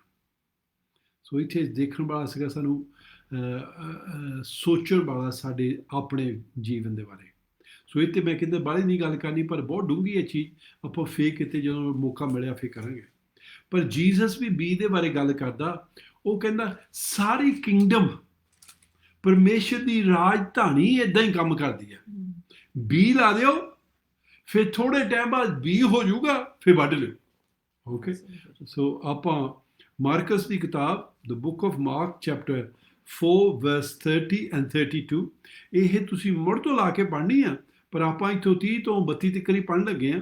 ਪਰ ਇਹ ਸਾਰੀ ਸੀਡ ਦੇ ਬਾਰੇ ਗੱਲ ਕਰ ਰਹੀ ਆ, ਬੀਜਣ ਦੇ ਬਾਰੇ ਗੱਲ ਕਰ ਰਹੀ ਆ। ਹਾਂਜੀ ਹਾਂਜੀ, ਮਾਰਕਸ ਨਿਊ ਟੈਸਟਮੈਂਟ ਦੇ ਵਿੱਚ ਚੈਪਟਰ 4 ਚੈਪਟਰ 4 verse 30 ਤੋਂ ਲੈ ਕੇ 31। ਠੀਕ ਆ, 32। ਫਿਰ ਉਹਨੇ ਕਿਹਾ, ਅਸੀਂ ਪਰਮੇਸ਼ਰ ਦੇ ਰਾਜ ਨੂੰ ਕਿਹਦੇ ਵਰਗਾ ਦੱਸੀਏ, ਜਾਂ ਉਹਦੇ ਲਈ ਕਿਹੜਾ ਦ੍ਰਿਸ਼ਟਾਂਤ ਦਈਏ। ਉਹ ਇੱਕ ਰਾਈ ਦੇ ਦਾਣੇ ਵਰਗਾ ਹੈ, ਕਿ ਜਦ ਜ਼ਮੀਨ ਵਿੱਚ ਬੀਜਿਆ ਜਾਂਦਾ ਆ, ਜ਼ਮੀਨ ਦੇ ਸਭਨਾਂ ਬੀਆਂ ਨਾਲੋਂ ਛੋਟਾ ਆ, ਪਰ ਜਦ ਬੀਜਿਆ ਗਿਆ ਤਦ ਉੱਗਦਾ ਆ ਅਤੇ ਸਾਰੀਆਂ ਸਬਜ਼ੀਆਂ ਨਾਲੋਂ ਵੱਡਾ ਹੋ ਜਾਂਦਾ ਹੈ, ਅਤੇ ਅਜਿਹੀਆਂ ਵੱਡੀਆਂ ਟਹਿਣੀਆਂ ਫੁੱਟਦੀਆਂ ਹਨ ਜੋ ਆਕਾਸ਼ ਦੇ ਪੰਛੀ ਉਹਦੀ ਛਾਇਆ ਵਿੱਚ ਬਸੇਰਾ ਕਰ ਸਕਦੇ ਹਨ। ਆਮੇਨ। ਸੋ ਇੱਥੇ ਜੀਸਸ ਇੱਕ ਸਵਾਲ ਪੁੱਛਦਾ, ਉਹਨਾਂ ਨੂੰ ਸਮਝਾਉਣ ਦੀ ਕੋਸ਼ਿਸ਼ ਕਰਦਾ ਆਪਣੇ ਚੇਲਿਆਂ ਨੂੰ, ਜਾਂ ਜਿੰਨੇ ਵੀ ਸੁਣ ਰਹੇ ਉਹਨੂੰ। ਉਹ ਕਹਿੰਦਾ ਮੈਂ ਇੱਕ ਤੁਹਾਨੂੰ ਸਮਝਾਉਣਾ ਚਾਹੁੰਦਾ ਆ ਪਰਮੇਸ਼ਰ ਦੀ ਕਿੰਗਡਮ ਕਿੱਦਾਂ ਕੰਮ ਕਰਦੀ ਹੈ। ਓਕੇ, ਬਹੁਤ ਇੰਪੋਰਟੈਂਟ, ਬਹੁਤ ਖਾਸ ਚੀਜ਼ ਆ। ਜੇ ਅਸੀਂ ਸਮਝਣਾ ਚਾਹੁੰਦੇ ਪਰਮੇਸ਼ਰ ਦੀ ਕਿੰਗਡਮ ਕਿੱਦਾਂ ਕੰਮ ਕਰਦੀ ਹੈ, ਜੀਸਸ ਇੱਥੇ ਸਮਝਾਉਂਦਾ ਆ। ਉਹ ਕੀ ਕਹਿੰਦਾ? ਕਹਿੰਦਾ ਬੀਜ ਬੀਜਣਾ ਪੈਂਦਾ ਆ, ਉਹ ਫਿਰ ਉਖੜਦਾ ਆ। ਏਦਾਂ ਕੰਮ ਕਰਦੀ ਹੈ। ਸੋ ਇਹਦਾ ਕੀ ਮਤਲਬ? ਪਹਿਲਾਂ ਤੁਸੀਂ ਕੋਈ ਚੀਜ਼ ਲਾਉਣੀ ਆ, ਫਿਰ ਉਹਨੇ ਉਗਣੀ ਆ, ਫਿਰ ਤੁਸੀਂ ਉਹਨਾਂ ਨੂੰ ਵੱਢ ਸਕਦੇ ਆ। ਪਰ ਕਹਿੰਦਾ ਜਦੋਂ ਲਾਉਣੀ ਆ ਉਦੋਂ ਕਈ ਵਾਰੀ ਬਹੁਤ ਛੋਟੀ ਹੋਣੀ ਆ। ਰਾਈ ਦੇ ਬੀਜ ਜਿਹੜਾ ਦੱਸਦੀ ਆ, ਓਕੇ, ਜਿੱਦਾਂ ਸਰੋਂ ਦਾ ਬੀਜ ਹੁੰਦਾ ਆ, ਉਹਨਾਂ ਰਾਈ ਦਾ ਦਾਣਾ ਬਹੁਤ ਛੋਟਾ ਜਿਹਾ ਹੁੰਦਾ ਆ, ਹੱਥ ਤੇ ਕਈ ਵਾਰੀ ਦੀਦਾ ਮਸੀਂ ਆ। ਪਰ ਜਦੋਂ ਅਸੀਂ ਉਹ ਲਾ ਦਿੰਦੇ ਆ ਤੇ ਬਹੁਤ ਵੱਡਾ ਬੂਟਾ ਹੋ ਜਾਂਦਾ ਹੈ। ਓਕੇ, ਕਈ ਵਾਰੀ ਅਸੀਂ ਸੋਚਦੇ ਹੁੰਦੇ, ਜਿਹੜੀਆਂ ਅਸੀਂ ਨਿੱਕ ਨਿੱਕੀਆਂ ਚੀਜ਼ਾਂ ਬੋਲਦੇ ਆ, ਨਿੱਕ ਨਿੱਕੇ ਕੰਮ ਕਰਦੇ ਆ, ਅਸੀਂ ਕਹਿੰਦੇ ਤਾਂ ਕੁਝ ਵੀ ਨਹੀਂ ਹੈਗੇ, ਪਰ ਜਦੋਂ ਉੱਗਣਾ ਆ ਬਹੁਤ ਵੱਡਾ ਹੋ ਜਾਣਾ। ਜੇ ਤਾਂ ਅਸੀਂ ਚੰਗਾ ਕੰਮ ਕੀਤਾ, ਚੰਗੀ ਚੀਜ਼ ਬੋਲੀ ਆ, ਤਾਂ ਬਹੁਤ ਵੱਡੀ ਚੰਗੀ ਹੋ ਜਾਣੀ ਆ, ਫਿਰ ਤਾਂ ਠੀਕ ਹੈ, ਅਸੀਂ ਆਨੰਦ ਕਰ ਸਕਦੇ ਹਾਂ। ਪਰ ਜੇ ਅਸੀਂ ਵੀ ਮਾੜਾ ਲਾਤਾ, ਫਿਰ ਸਾਡੇ ਉਹੋ ਹੀ ਅਸੀਂ ਵੱਢਣਾ ਹੈ, ਉਹੋ ਹੀ ਆਉਣਾ ਆ। ਸੋ ਇੱਥੇ ਜੀਸਸ ਦੱਸਦਾ ਆ ਬਈ ਕਿੱਦਾਂ ਉਹ ਕੰਮ ਕਰਦੀ ਆ। ਓਕੇ, ਸੋ ਇੱਥੇ ਆਪਾਂ ਦੇਖਦੇ ਹਾਂ ਜਿਹੜਾ ਆਦਮੀ ਸੀਗਾ, ਇੱਥੇ ਤੇ ਆਪਾਂ ਗੱਲ ਲਿਆਉਂਦੇ ਸੀ, ਜਿਹੜਾ ਆਦਮੀ ਸੀਗਾ, ਐਡਮ ਸੀਗਾ, ਉਹਨੇ ਇੱਕ ਬੀਜ ਲਾ ਦਿੱਤਾ ਆ। ਉਹ ਕੀ ਸੀਗਾ? ਪਰਮੇਸ਼ਰ ਦੇ ਆਖੇ ਨਹੀਂ ਲੱਗਾ, ਤੇ ਉਹ ਜੋ ਪਰਮੇਸ਼ਰ ਨੇ ਕਿਹਾ ਸੀਗਾ ਤੇ ਉਹਦੇ ਉਲਟ ਕਰਕੇ ਉਹਨੇ ਇੱਕ ਜਿਹੜਾ ਫਰੂਟ ਸੀ ਉਹ ਖਾ ਲਿਆ ਆ। ਹੁਣ ਉਹ ਜਿਹੜਾ ਬੀਜ ਆ, ਉਦੋਂ ਨਹੀਂ, ਪਰ ਉਹਨੂੰ 9 ਸਾਲ ਲੱਗ ਗਏ ਤੇ ਉਹ ਉਹਦੇ ਅੰਦਰ ਉਖੜਿਆ, ਉਹਦਾ ਫਲ ਹੁਣ ਕੱਟ ਰਿਹਾ ਆ। ਤੇ ਉਹਦਾ ਕੀ ਫਲ ਸੀਗਾ? ਪਿਛਲੇ ਹਫ਼ਤੇ ਆਪਾਂ ਦੇਖਿਆ ਸੀਗਾ ਵੀ 6 ਕ੍ਰਾਈਸਿਸ ਜਿਹੜੀਆਂ ਉੱਤੇ ਆਈਆਂ ਸੀਗੀਆਂ, ਉਹਨੂੰ ਕਿੰਨਾ ਕੰਮ ਕਰਨਾ ਪੈਣਾ, ਕਿੱਦਾਂ ਬੀਜਣਾ ਪੈਣਾ, ਕਿੱਦਾਂ ਉਹ ਚੀਜ਼ਾਂ ਹੋਣੀਆਂ ਆ। ਉਹ ਇੱਕ ਬੀਜ ਲਾਉਣ ਦਾ ਨਤੀਜਾ ਸੀਗਾ। ਬਹੁਤ ਵਾਰੀ ਅਸੀਂ ਵੀ ਮੁਸੀਬਤਾਂ ਵਿੱਚ ਦੀ ਜਾ ਰਹੇ ਹਾਂ ਕਰਕੇ ਅਸੀਂ ਉਹ ਬੀਜ ਲਾਇਆ ਆ। ਹੋ ਸਕਦਾ, ਮੈਂ ਅਸੀਂ ਕਹਿੰਦਾ, ਹੋ ਸਕਦਾ ਅਸੀਂ ਨਾ ਲਾਇਆ ਹੋਵੇ, ਹੋ ਸਕਦੇ ਸਾਡੇ ਬਾਬੇ ਪੜਦਾਦਿਆਂ ਨੇ ਲਾਇਆ ਹੋਵੇ, ਪਰ ਫੇਰ ਵੀ ਕਰਕੇ ਅਸੀਂ ਉਹਨਾਂ ਦੇ ਪਰਿਵਾਰ ਵਿੱਚ ਆ ਤੇ ਸਾਨੂੰ ਵੀ ਉਹਨਾਂ ਦਾ ਅਸਰ ਆਉਣਾ ਆ। ਕਈ ਵਾਰੀ ਜਦੋਂ ਜਿਹੜਾ ਘਰ ਦਾ ਹੈਡ ਹੁੰਦਾ ਆ, ਉਹ ਕੁਛ ਕਰਦਾ ਆ ਤੇ ਅਸੀਂ ਦੇਖਦੇ ਆ ਸਾਰੇ ਪਰਿਵਾਰ ਨੂੰ ਉਹ ਭੋਗਣਾ ਪੈਂਦਾ ਆ। ਇੱਥੇ ਐਡਮ ਨਾਲ ਵੀ ਇਦਾਂ ਹੀ ਹੋਇਆ ਸੀ। ਐਡਮ ਨੇ ਪਾਪ ਕੀਤਾ ਸੀਗਾ ਤੇ ਉਹ ਸਾਰੀ ਔਲਾਦ ਨੂੰ ਉਦੋਂ ਬਾਅਦ ਭੋਗਣਾ ਪਿਆ ਆ। ਸੋ ਜਿੰਨੇ ਵੀ ਹੁਣ ਐਡਮ ਤੋਂ ਕਰਕੇ ਉਹ ਖਰਾਬ ਹੋ ਗਿਆ ਵੀ, ਓਕੇ, ਹੁਣ ਜਿੰਨੇ ਵੀ ਉਹ ਤੋਂ ਗਾਹਾਂ ਹੋਣੇ ਆ ਨਿਆਣੇ, ਉਹ ਪਾਪ ਦੇ ਵਿੱਚ ਨਹੀਂ ਜਨਮ ਲੈਣਾ ਆ। ਆਪਾਂ ਜ਼ਬੂਰਾਂ ਦੀ ਸਾਮਸ 51:5 ਦੇ ਵਿੱਚ ਪੜ੍ਹਦੇ ਹਾਂ। ਮੈਂ ਇੱਕ ਆਇਤਾਂ ਲਿਖੀਆਂ, ਲਿਖਤਾ ਆਪਾਂ ਜ਼ਿਆਦੀਆਂ ਵੀ ਸਾਦੇ ਕਰਕੇ ਟਾਈਮ ਥੋੜ੍ਹਾ ਹੁੰਦਾ, ਸੋ ਇਹਦੇ ਕਾਰਨ ਆਪਾਂ ਥੋੜ੍ਹੀਆਂ ਆਇਤਾਂ ਹੀ ਪੜ੍ਹਦੇ ਹਾਂ। ਆਪਾਂ ਜ਼ਿਆਦੀਆਂ ਵੀ ਪੜ੍ਹ ਸਕਦੇ ਸੀ, ਪਰ ਫਿਰ ਆਪਾਂ ਨੂੰ ਟਾਈਮ ਜ਼ਿਆਦਾ ਲੱਗ ਜਾਣਾ, ਪਰ ਤੁਸੀਂ ਹੋਰ ਦੇਖ ਸਕਦੇ ਆ, ਫਿਰ ਤੁਹਾਨੂੰ ਉਹਨਾਂ ਵਿੱਚੋਂ ਲੱਭ ਸਕਦੇ ਆ। ਸੋ ਜ਼ਬੂਰ 51, ਸਾਮਸ 51 verse 5, ਇੱਥੇ ਦਾਊਦ ਬੋਲਦਾ ਆ ਤੇ ਉਹ ਪੜ੍ਹ ਕੇ ਆਪਾਂ ਨੂੰ ਸੁਣਾਉਗੀ ਸਰ। ਹਾਂਜੀ, ਜ਼ਬੂਰਾਂ ਦੀ ਪੋਥੀ 51 ਚੈਪਟਰ ਤੇ ਉਹਦੀ 5ਵੀਂ ਆਇਤ। ਠੀਕ ਆ। ਵੇਖ, ਮੈਂ ਬਦੀ ਵਿੱਚ ਜੰਮਿਆ ਅਤੇ ਪਾਪ ਵਿੱਚ ਮੇਰੀ ਮਾਤਾ ਨੇ ਮੈਨੂੰ ਕੁੱਖ ਵਿੱਚ ਲਿਆ। ਕੀ ਹੋਇਆ?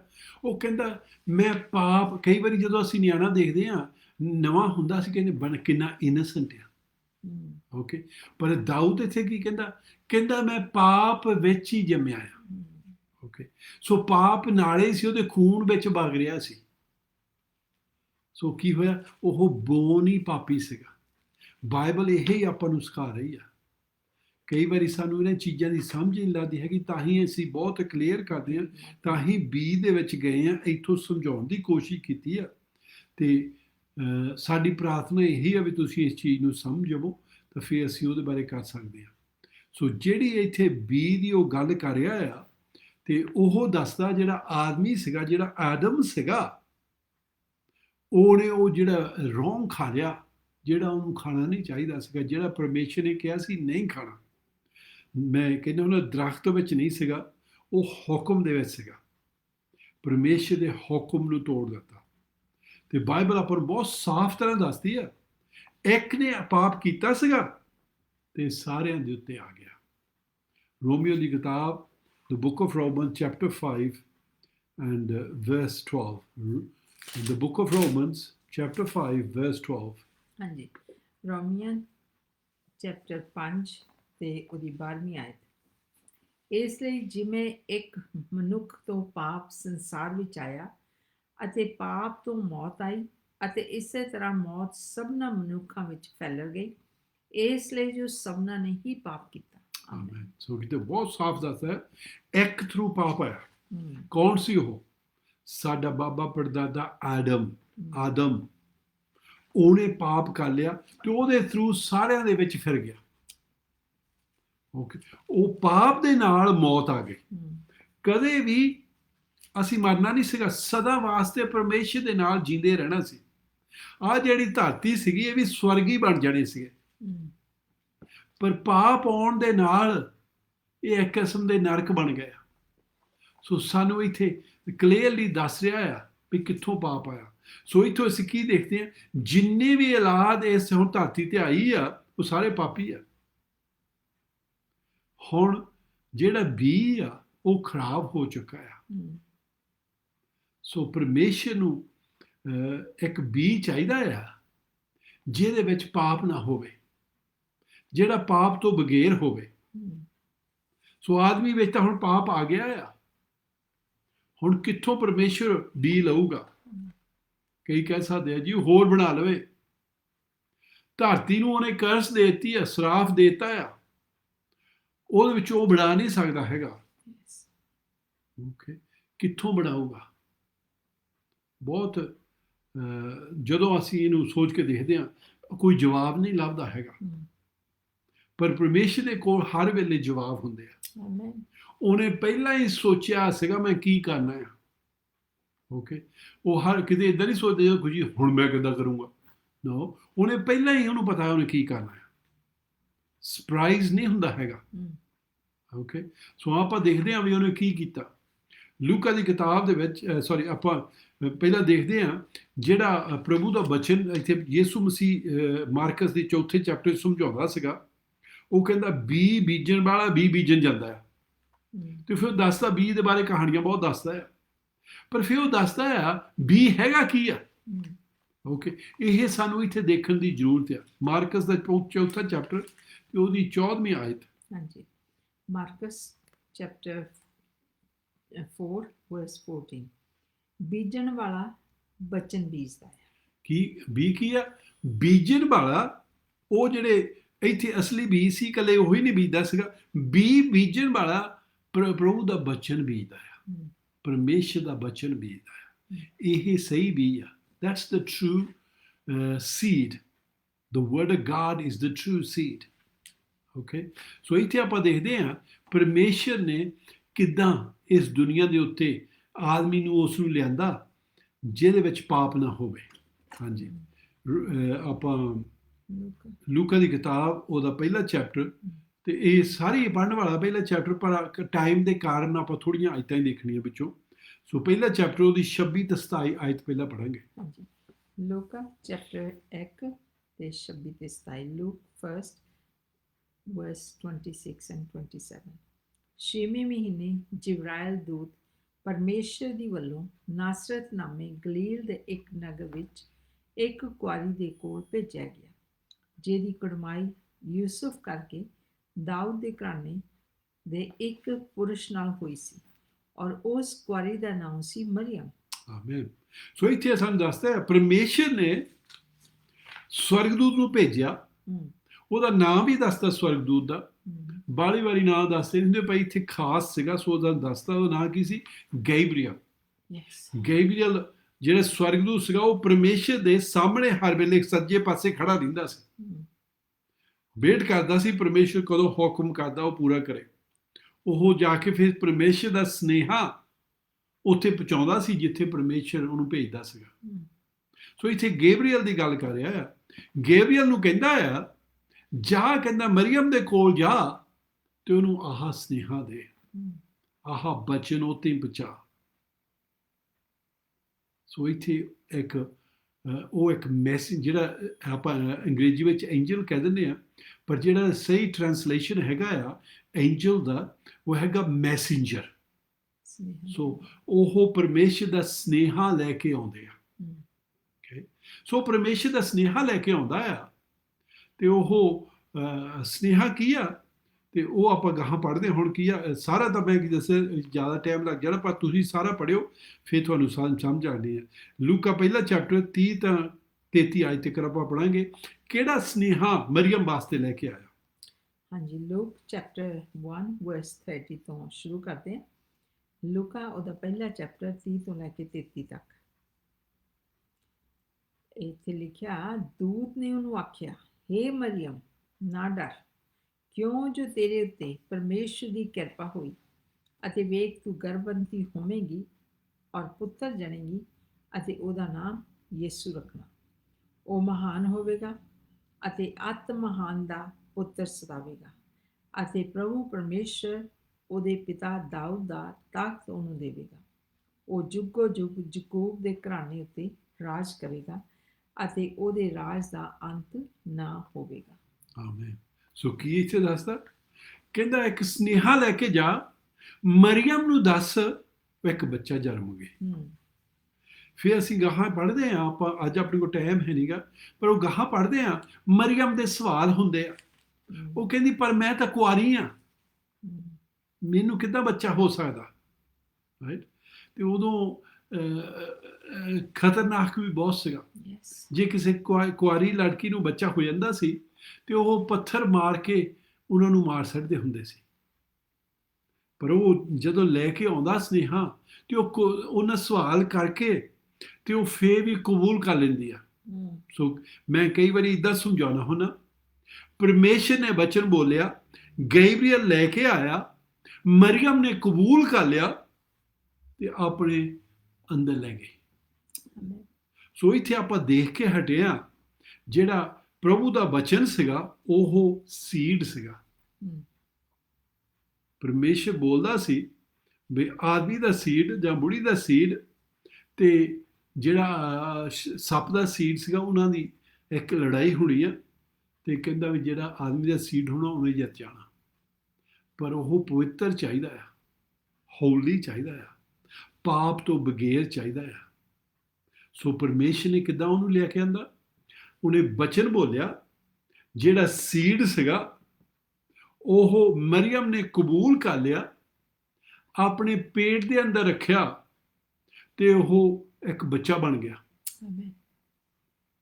ਉਹ ਹੁਣ ਕੀ ਹੋਇਆ, ਇੱਕ ਮਰੀਅਮ ਦੇ ਪੇਟ ਦੇ ਵਿੱਚ ਬੱਚਾ ਆ, ਜਿਹਦੇ ਵਿੱਚ ਪੇ ਦਾ ਖੂਨ ਨਹੀਂ ਹੈਗਾ, ਉਹਦੇ ਵਿੱਚ ਇੱਕ ਪਵਿੱਤਰ ਖੂਨ ਆ, ਕਰਕੇ ਉਹ ਪੇ ਦਾ ਸੀਡ ਨਹੀਂ ਅੰਦਰ ਗਿਆ ਹੈਗਾ। ਇਹ ਪਰਮੇਸ਼ਰ ਦਾ ਬਚਨ ਸੀਗਾ ਜਿਹੜਾ ਪਵਿੱਤਰ ਆ, ਉਹ ਉਹਦੇ ਨਾਲ ਕ੍ਰੀਏਟ ਹੋ ਗਿਆ।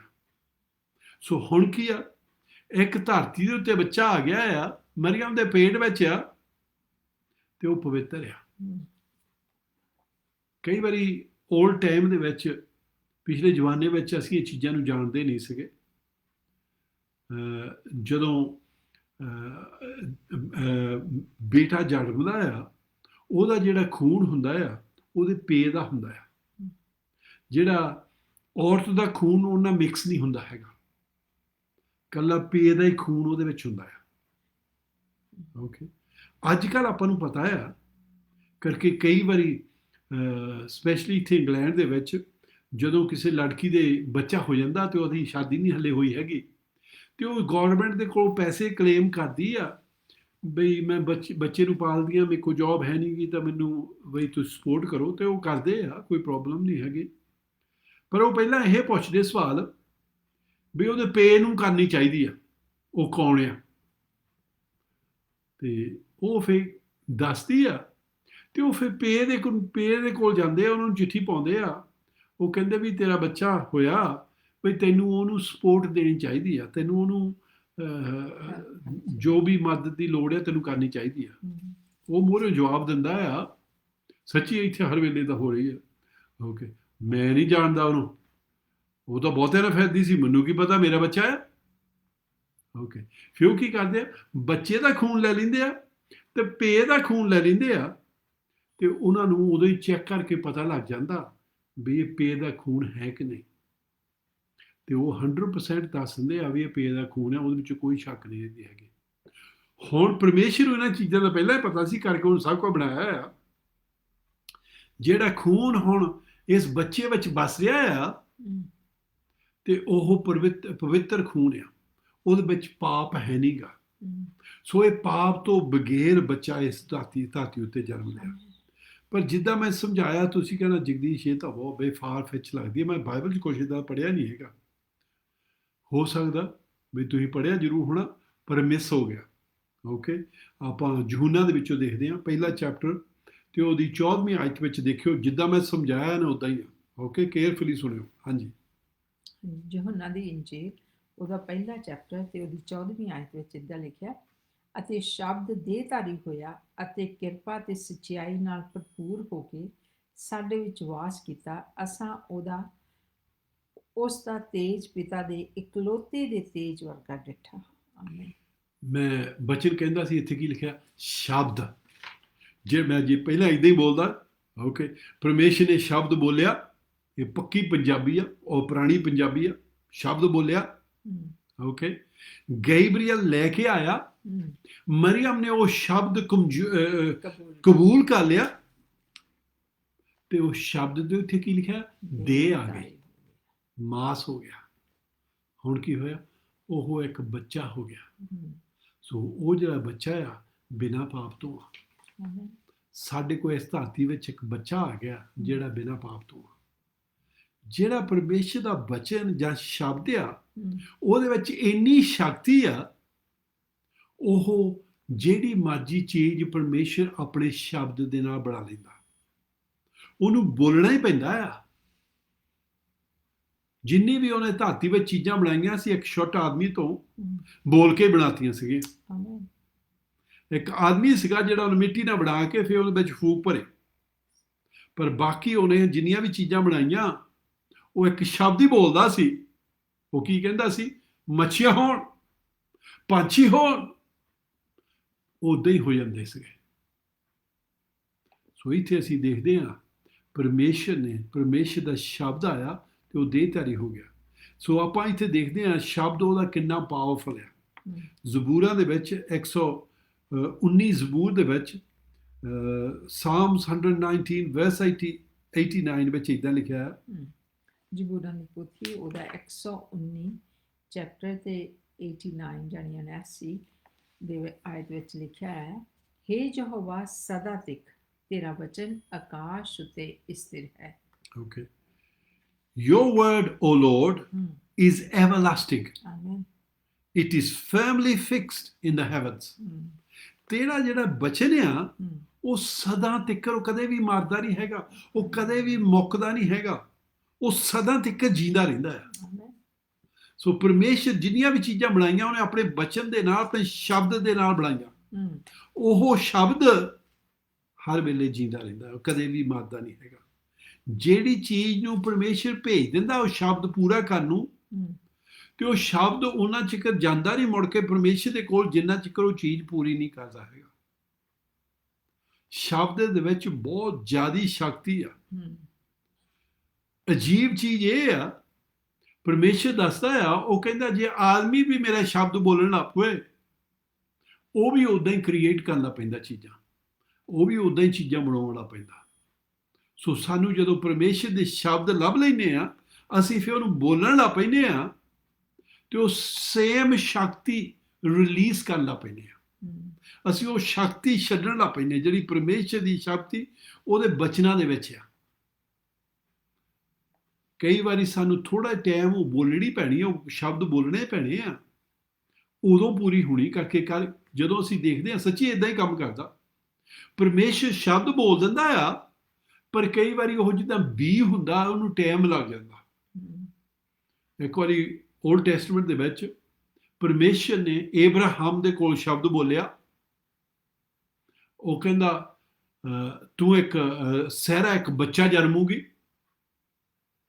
ਓਕੇ, ਤੇ 25 ਸਾਲ ਉਹਨੇ ਬੱਚਾ ਨਹੀਂ ਜਨਮਿਆ, ਪਰ ਕੀ ਹੋਇਆ? ਪਰਮੇਸ਼ਰ ਦਾ ਸ਼ਬਦ ਪਰਮੇਸ਼ਰ ਕੋਲ ਮੁੜ ਕੇ ਨਹੀਂ ਜਾ ਸਕਦਾ ਹੈਗਾ ਜਿੰਨਾ ਚਿਕਰ ਉਹ ਪੂਰਾ ਨਾ ਕਰੇ। ਜਦੋਂ ਉਹ 90 ਸਾਲਾਂ ਦੀ ਹੋ ਗਈ, ਜਦੋਂ ਹੁਣ ਕੋਈ ਚਾਂਸ ਨਹੀਂ ਸੀਗਾ ਉਹਨੂੰ ਬੱਚਾ ਜਨਮ ਦੇਣ ਨੂੰ, ਬੱਚਾ ਫੇਰ ਵੀ ਹੋ ਗਿਆ। ਕਾਹਤੇ ਕਰਕੇ? ਜਿਹੜਾ ਸ਼ਬਦ ਆ ਉਹ ਪੂਰਾ ਕਰਕੇ ਰਹਿੰਦਾ ਆ। ਕਈ ਵਾਰੀ ਸਾਡੇ ਟਾਈਮ ਦੇ ਵਿੱਚ ਨਹੀਂ ਹੁੰਦਾ, ਜਿੱਦਾਂ ਅਸੀਂ ਕਹਿੰਦੇ ਵੀ ਅੱਜ ਅਸੀਂ ਬੋਲਤਾ ਅੱਜ ਇਹ ਹੋ ਜਵੇ। ਜਦੋਂ ਅਸੀਂ ਬੀਜਦੇ ਹਾਂ ਉਹ ਵੀ ਇਦਾਂ ਹੀ ਹੁੰਦਾ ਆ। ਕਈ ਵਾਰੀ ਅਸੀਂ ਬੀਜਦੇ ਹਾਂ ਤੇ ਉਹ 6 ਮਹੀਨਿਆਂ ਬਾਅਦ ਜਾ ਕੇ ਅਸੀਂ ਵੱਢਦੇ ਹਾਂ। ਕਈ ਵਾਰੀ ਮਹੀਨੇ ਵਿੱਚ ਵੀ ਵੱਢ ਹੋ ਜਾਂਦਾ, ਕਈ ਵਾਰੀ 3 ਮਹੀਨਿਆਂ ਦਾ, ਡਿਪੈਂਡ ਕਰਦਾ ਕਿ ਕਿਹੜੀ ਚੀਜ਼ ਲਾਈ ਹੋਈ ਹੈ। ਪਰ ਸ਼ਬਦ ਜਿਹੜਾ ਪਰਮੇਸ਼ਰ ਉਹਦੇ ਵਿੱਚ ਇੰਨੀ ਸ਼ਕਤੀ ਆ। ਯਸ਼ਾਇਆ ਕਿਤਾਬ ਦੇ ਵਿੱਚ ਉਹ ਦੱਸਦਾ ਆ ਆਪਣੇ ਸ਼ਬਦ ਦੇ ਬਾਰੇ। Isaiah 55 verse 11। ਹਾਂਜੀ, ਯਸ਼ਾਇਆ ਚੈਪਟਰ 55 ਤੇ ਉਹਦੀ 11ਵੀਂ ਆਇਤ ਵਿੱਚ ਲਿਖਿਆ, ਤਿਵੇਂ ਮੇਰਾ ਵਚਨ ਹੋਵੇਗਾ ਜੋ ਮੇਰੇ ਮੂੰਹੋਂ ਨਿਕਲਦਾ ਹੈ ਉਹ ਮੇਰੀ ਵੱਲ ਅਵਿਅਰਥਾ ਨਹੀਂ ਮੁੜੂਗਾ, ਪਰ ਜੋ ਮੈਂ ਠਾਣਿਆ ਉਸ ਨੂੰ ਪੂਰਾ ਕਰੂਗਾ ਅਤੇ ਜਿਸ ਲਈ ਮੈਂ ਘੱਲਿਆ ਉਸ ਵਿੱਚ ਸਫਲ ਹੋਵੇਗਾ। ਆਮੀਨ। ਜਿਹੜਾ ਪਰਮੇਸ਼ਰ ਦਾ ਬਚਨ ਆ ਉਹ ਖਾਲੀ ਕਹਿੰਦਾ ਮੁੜ ਕੇ ਨਹੀਂ ਜਾਣਾ ਹੈਗਾ। ਜਿਹੜੀ ਚੀਜ਼ ਵਾਸਤੇ ਮੈਂ ਭੇਜਿਆ ਸੀਗਾ ਉਹਨੇ ਪੂਰਾ ਕਰਕੇ ਰਹਿਣਾ ਹੈ। ਆਮੀਨ। ਸੱਚੀ ਸਾਨੂੰ ਇਸ ਇੱਥੇ ਥੋੜੀ ਇਹ ਪਰਮੇਸ਼ਰ ਦੀ ਜਿਹੜੀ ਕਿੰਗਡਮ ਆ ਇਦਾਂ ਕੰਮ ਕਰਦੀ ਆ। ਪਰਮੇਸ਼ਰ ਆਪ ਵੀ ਇਦਾਂ ਹੀ ਕੰਮ ਕਰਦਾ ਆ। ਮੈਂ ਕਈ ਵਾਰੀ ਕਹਿੰਦਾ ਉਹਨੂੰ, ਮੈਂ ਫੇਰ ਇਦਾਂ ਕਹਿੰਦਾ, ਕਈ ਵਾਰੀ ਮਿਰਕਲਸ ਉਹ ਕਰ ਦਿੰਦਾ ਆ। ਇਸ ਬਚਨ ਨੂੰ ਬਹੁਤ ਕੁਇਕਲੀ ਗਰੋ ਕਰ ਦਿੰਦਾ ਆ। ਓਕੇ, ਇਹ ਮਿਰਕਲ ਹੁੰਦੀ ਆ, ਪਰ ਉਹਦੇ ਕੰਮ ਫੇਰ ਵੀ ਬਚਨ ਦੇ ਨਾਲ ਹੁੰਦੇ ਆ। ਸੋ ਇਹ ਸਾਨੂੰ ਪਰਮੇਸ਼ਰ ਨੇ ਦਿੱਤਾ ਆ। ਆਪਣਾ ਟਾਈਮ ਚੱਲ ਗਿਆ ਤੇ ਸੁਰਿੰਦਰ 2 ਗੱਲਾਂ ਕਹੂਗੀ ਤੇ ਫਿਰ ਮੈਂ ਮਗਰੋਂ ਪ੍ਰੇ ਕਰੂੰਗਾ। ਤੇ ਜੇ ਤੁਸੀਂ ਅੱਜ ਇਸ ਸ਼ਬਦ ਨੂੰ, ਇਸ ਬਚਨ ਨੂੰ ਆਪਣੇ ਦਿਲ ਵਿੱਚ ਸੱਦਣਾ ਚਾਹੁੰਦੇ ਆ ਬਈ ਤੁਹਾਨੂੰ ਬੋਰਨ ਅਗੇਨ ਕਰ ਦੇਵੇ, ਦੂਸਰਾ ਜਨਮ ਮਿਲ ਜਾਵੇ, ਤੇ ਅੱਜ ਮੈਂ ਪ੍ਰੇ ਕਰੂੰਗਾ ਤੁਹਾਡੇ ਵਾਸਤੇ ਹੋ ਜਾਊਗਾ। ਪਰ ਚੇਤਾ ਰੱਖਣਾ ਪ੍ਰਭੂ ਦੇ ਬਚਨ ਦੇ ਵਿੱਚ, ਉਹਦੇ ਸ਼ਬਦ ਦੇ ਵਿੱਚ ਬਹੁਤ ਸ਼ਕਤੀ ਆ। It can create anything. ਜਿੰਨੀਆਂ ਵੀ ਚੀਜ਼ਾਂ ਪਰਮੇਸ਼ਰ ਕਹਿੰਦਾ ਉਹ ਕ੍ਰੀਏਟ ਕਰ ਸਕਦਾ ਹੈ। ਕਿਸੇ ਚੀਜ਼ ਦੇ ਵਿੱਚ ਇਸ ਦੁਨੀਆ ਦੇ ਵਿੱਚ ਇੰਨੀ ਸ਼ਕਤੀ ਹੈ ਨਹੀਂ ਜਿੰਨੀ ਪ੍ਰਭੂ ਦੇ ਬਚਨ ਦੇ ਵਿੱਚ ਸ਼ਕਤੀ ਹੈ। ਸੋ ਆਪਾਂ ਮਗਰੋਂ ਪ੍ਰੇ ਕਰਾਂਗੇ, ਪਰ ਹੁਣ 2 ਚੀਜ਼ਾਂ ਸੁਰਿੰਦਰ ਕਹੂਗੀ ਤੇ ਫਿਰ ਆਪਾਂ 2-3 ਮਿੰਟ ਪ੍ਰੇ ਕਰਾਂਗੇ। ਫਿਰ ਆਪਣਾ ਟਾਈਮ ਹੋ ਗਿਆ ਤੇ ਆਪਾਂ ਅਗਲੀ ਵੀਕ ਨੂੰ ਇੱਥੋਂ ਹੀ ਸ਼ੁਰੂ ਫੇਰ ਕਰਾਂਗੇ। ਹਾਂਜੀ, ਮੇਰੇ ਖਿਆਲ ਪਾਸਟਰ ਜੀ ਨੇ ਬਹੁਤ ਵਧੀਆ ਤਰੀਕੇ ਨਾਲ ਆਪਾਂ ਨੂੰ ਸਾਰਾ ਕੁਝ ਸਮਝਾਤਾ ਆ। ਤੇ ਮੈਂ ਵੀ ਪਹਿਲਾਂ ਇਹੀ ਕਿਹਾ ਸੀ ਕਿ ਯਿਸੂ ਮਸੀਹ ਸਾਡੇ ਲਈ ਇਸ ਦੁਨੀਆ ਤੇ ਆਏ, ਪਰ ਆਪਾਂ ਇੱਦਾਂ ਦੇਖਿਆ ਕਿ ਯਿਸੂ ਮਸੀਹ ਜਦੋਂ ਆਏ ਉਹ ਬਚਨ ਦੇ ਥਰੂ ਆਏ। ਆਮੀਨ। ਬਹੁਤ ਖਾਸ ਗੱਲ ਵਾ। ਤੇ ਬਹੁਤ ਵਾਰੀ ਜਿੱਦਾਂ ਪਾਸਟਰ ਜੀ ਕਹਿੰਦੇ, ਆਪਾਂ ਚਾਹੁੰਦੇ ਆ ਕਿ ਉਹ ਛੇਤੀ ਉੱਗ ਖੜੇ ਜੋ ਵੀ ਅਸੀਂ ਬੀਜਿਆ ਹੈ, ਪਰ ਮੇਰੇ ਖਿਆਲ ਜਿਹੜੇ ਓਨੀਅਨ ਆ ਬਹੁਤ ਛੇਤੀ ਉੱਗਦੇ ਆ, ਉਹ ਵੀ ਇੱਕ ਦਿਨ ਵਿੱਚ ਨਹੀਂ ਉੱਗਦੇ ਹੈਗੇ।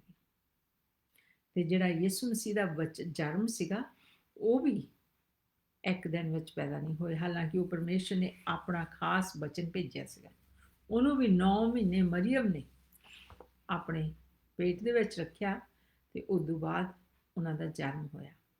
ਪਰ ਜਿਹੜੀ ਖਾਸ ਗੱਲ ਮੈਨੂੰ ਇੱਦਾਂ ਲੱਗਦੀ ਆ, ਬਹੁਤ ਲੋਕ ਕਹਿੰਦੇ ਅਸੀਂ ਬਹੁਤ ਬਚਨ ਬੋਲਦੇ ਆ, ਉਹਦੀ ਰਾਖੀ ਕਰਨੀ ਪੈਂਦੀ ਆ। ਕਿੱਦਾਂ ਰਾਖੀ ਕੀਤੀ ਮਰੀਅਮ ਨੇ? ਉਹਨੂੰ ਆਪਣੇ ਜੀਵਨ ਦੇ ਵਿੱਚ ਪਾਲਿਆ, ਖਾਧਾ ਪੀਤਾ, ਦੇਖਭਾਲ ਕੀਤੀ। ਜਦੋਂ ਤੁਸੀਂ ਬਾਹਰ ਕੁਛ ਬੀਜਦੇ ਆ, ਜਿਹੜੇ ਬੀਜਦੇ ਆ, ਕੋਈ ਧਨੀਆ ਬੀਜ ਦਿੰਦਾ, ਕੁਛ ਬੀਜਦਾ, ਤੇ ਬਰਡਸ ਆ ਕੇ ਚੁਗ ਜਾਂਦੇ ਆ। ਕਿ ਜਦੋਂ ਅਸੀਂ ਬਚਨ ਬੋਲਦੇ ਆ ਅਸੀਂ ਵੀ ਉਹਦੀ ਰਾਖੀ ਕਰਦੇ ਬਈ ਜਿਹੜਾ ਸਾਡੇ ਜੀਵਨ ਦੇ ਵਿੱਚ ਉਹ ਫਲ ਲੈ ਕੇ ਆ ਸਕੇ। ਕਬੈਰੀ ਅਸੀਂ ਰਾਖੀ ਨਹੀਂ ਕੀਤੀ, ਬਚਨ ਬੋਲਿਆ ਸੀ ਪਰ ਅਸੀਂ ਮੁੜ ਕੇ ਉਹਦੀ ਰਾਖੀ ਨਹੀਂ ਕੀਤੀ, ਉਹਨੂੰ ਪਾਣੀ ਨਹੀਂ ਦਿੱਤਾ, ਉਹਨੂੰ ਦੇਖਣ ਨਹੀਂ ਗਏ। ਉਹਦੇ 'ਤੇ ਕੋਈ, ਜਿੱਦਾਂ ਇੰਡੀਆ ਦੇ ਵਿੱਚ ਵੀ, ਇੱਥੇ ਵੀ ਲੋਕੀ ਬਹੁਤ ਜਿਹੜੇ ਫਾਰਮਰਸ ਨੂੰ ਜਾਂਦੇ ਆ ਜਾਂ ਦੇਖਦੇ ਆ, ਉਹ ਕੋਈ ਸੋਟਾ ਜਿਹਾ ਰੱਖ ਕੇ ਕੋਈ ਬਰਡ ਬਣਾ ਦਿੰਦਾ, ਕੋਈ ਕਾਲਾ ਕੱਪੜਾ ਪਾ ਦਿੰਦਾ ਹੈ, ਬਰਡਸ ਨੂੰ ਵਿਵੇਰ ਕਰਦੇ ਵੀ ਇੱਥੇ ਤੁਸੀਂ ਨਹੀਂ ਆ ਸਕਦੇ। ਅਸੀਂ ਵਿਵੇਰ ਕਰਨਾ, ਬੈਰੀ ਉਸ ਬਚਨ ਨੂੰ ਆ ਕੇ ਪੱਟ ਨਾ ਸਕੇ। ਸੋ ਅਸੀਂ ਵੀ ਉਹਦੀ ਰਾਖੀ ਕਰ ਸਕੀਏ, ਤਾਂ ਕਿ ਟਾਈਮ ਨਾਲ ਜਿਹੜਾ ਬਚਨ ਬੀਜਿਆ ਗਿਆ ਆ, ਆਮੀਨ, ਉਹਦੇ ਟਾਈਮ ਦੇ ਨਾਲ ਹਰੇਕ ਵਚਨ, ਹਰੇਕ ਵੀ ਡਿਫਰੈਂਟ ਟਾਈਮ 'ਤੇ ਉੱਗਦਾ ਹੈ ਅਤੇ ਡਿਫਰੈਂਟ ਸ਼ੇਪ ਲੈਂਦਾ ਹੈ। ਤੁਸੀਂ ਕਿਹੜਾ ਬੀ ਬੀਜਿਆ ਆ ਤੇ ਉਹਨੇ ਉਹਦੀ ਹੀ ਸ਼ੇਪ ਲੈਣੀ ਹੈ। ਆਮੀਨ, ਪਰ ਸਭ ਕੁਝ ਬੀ ਤੋਂ ਹੀ ਹੁੰਦਾ। ਬੱਚਾ ਵੀ ਬੀ ਤੋਂ ਪਿਆ, ਤੇ ਫਰੂਟ ਵੀ, ਤੇ ਦਰਖਤ ਵੀ, ਆਲੂ ਗੱਠੇ ਵੀ, ਪਰ ਬੀ ਤੋਂ ਹੀ ਹੁੰਦੇ ਆ।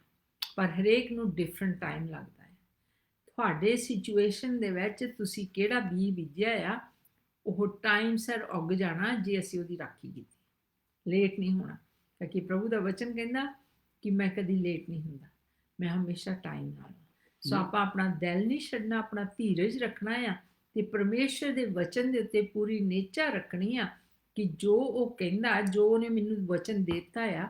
ਸਿਚੁਏਸ਼ਨ ਕਈ ਵਾਰ ਇੱਦਾਂ ਲੱਗਦਾ ਅੱਜ ਤਾਂ ਬਹੁਤ ਮੀਂਹ ਪੈ ਗਿਆ ਆ, ਬਹੁਤ ਧੁੱਪ ਕੜਾਕੇ ਦੀ ਪੈ ਗਈ, ਫਿਰ ਕੀ ਹੋਇਆ?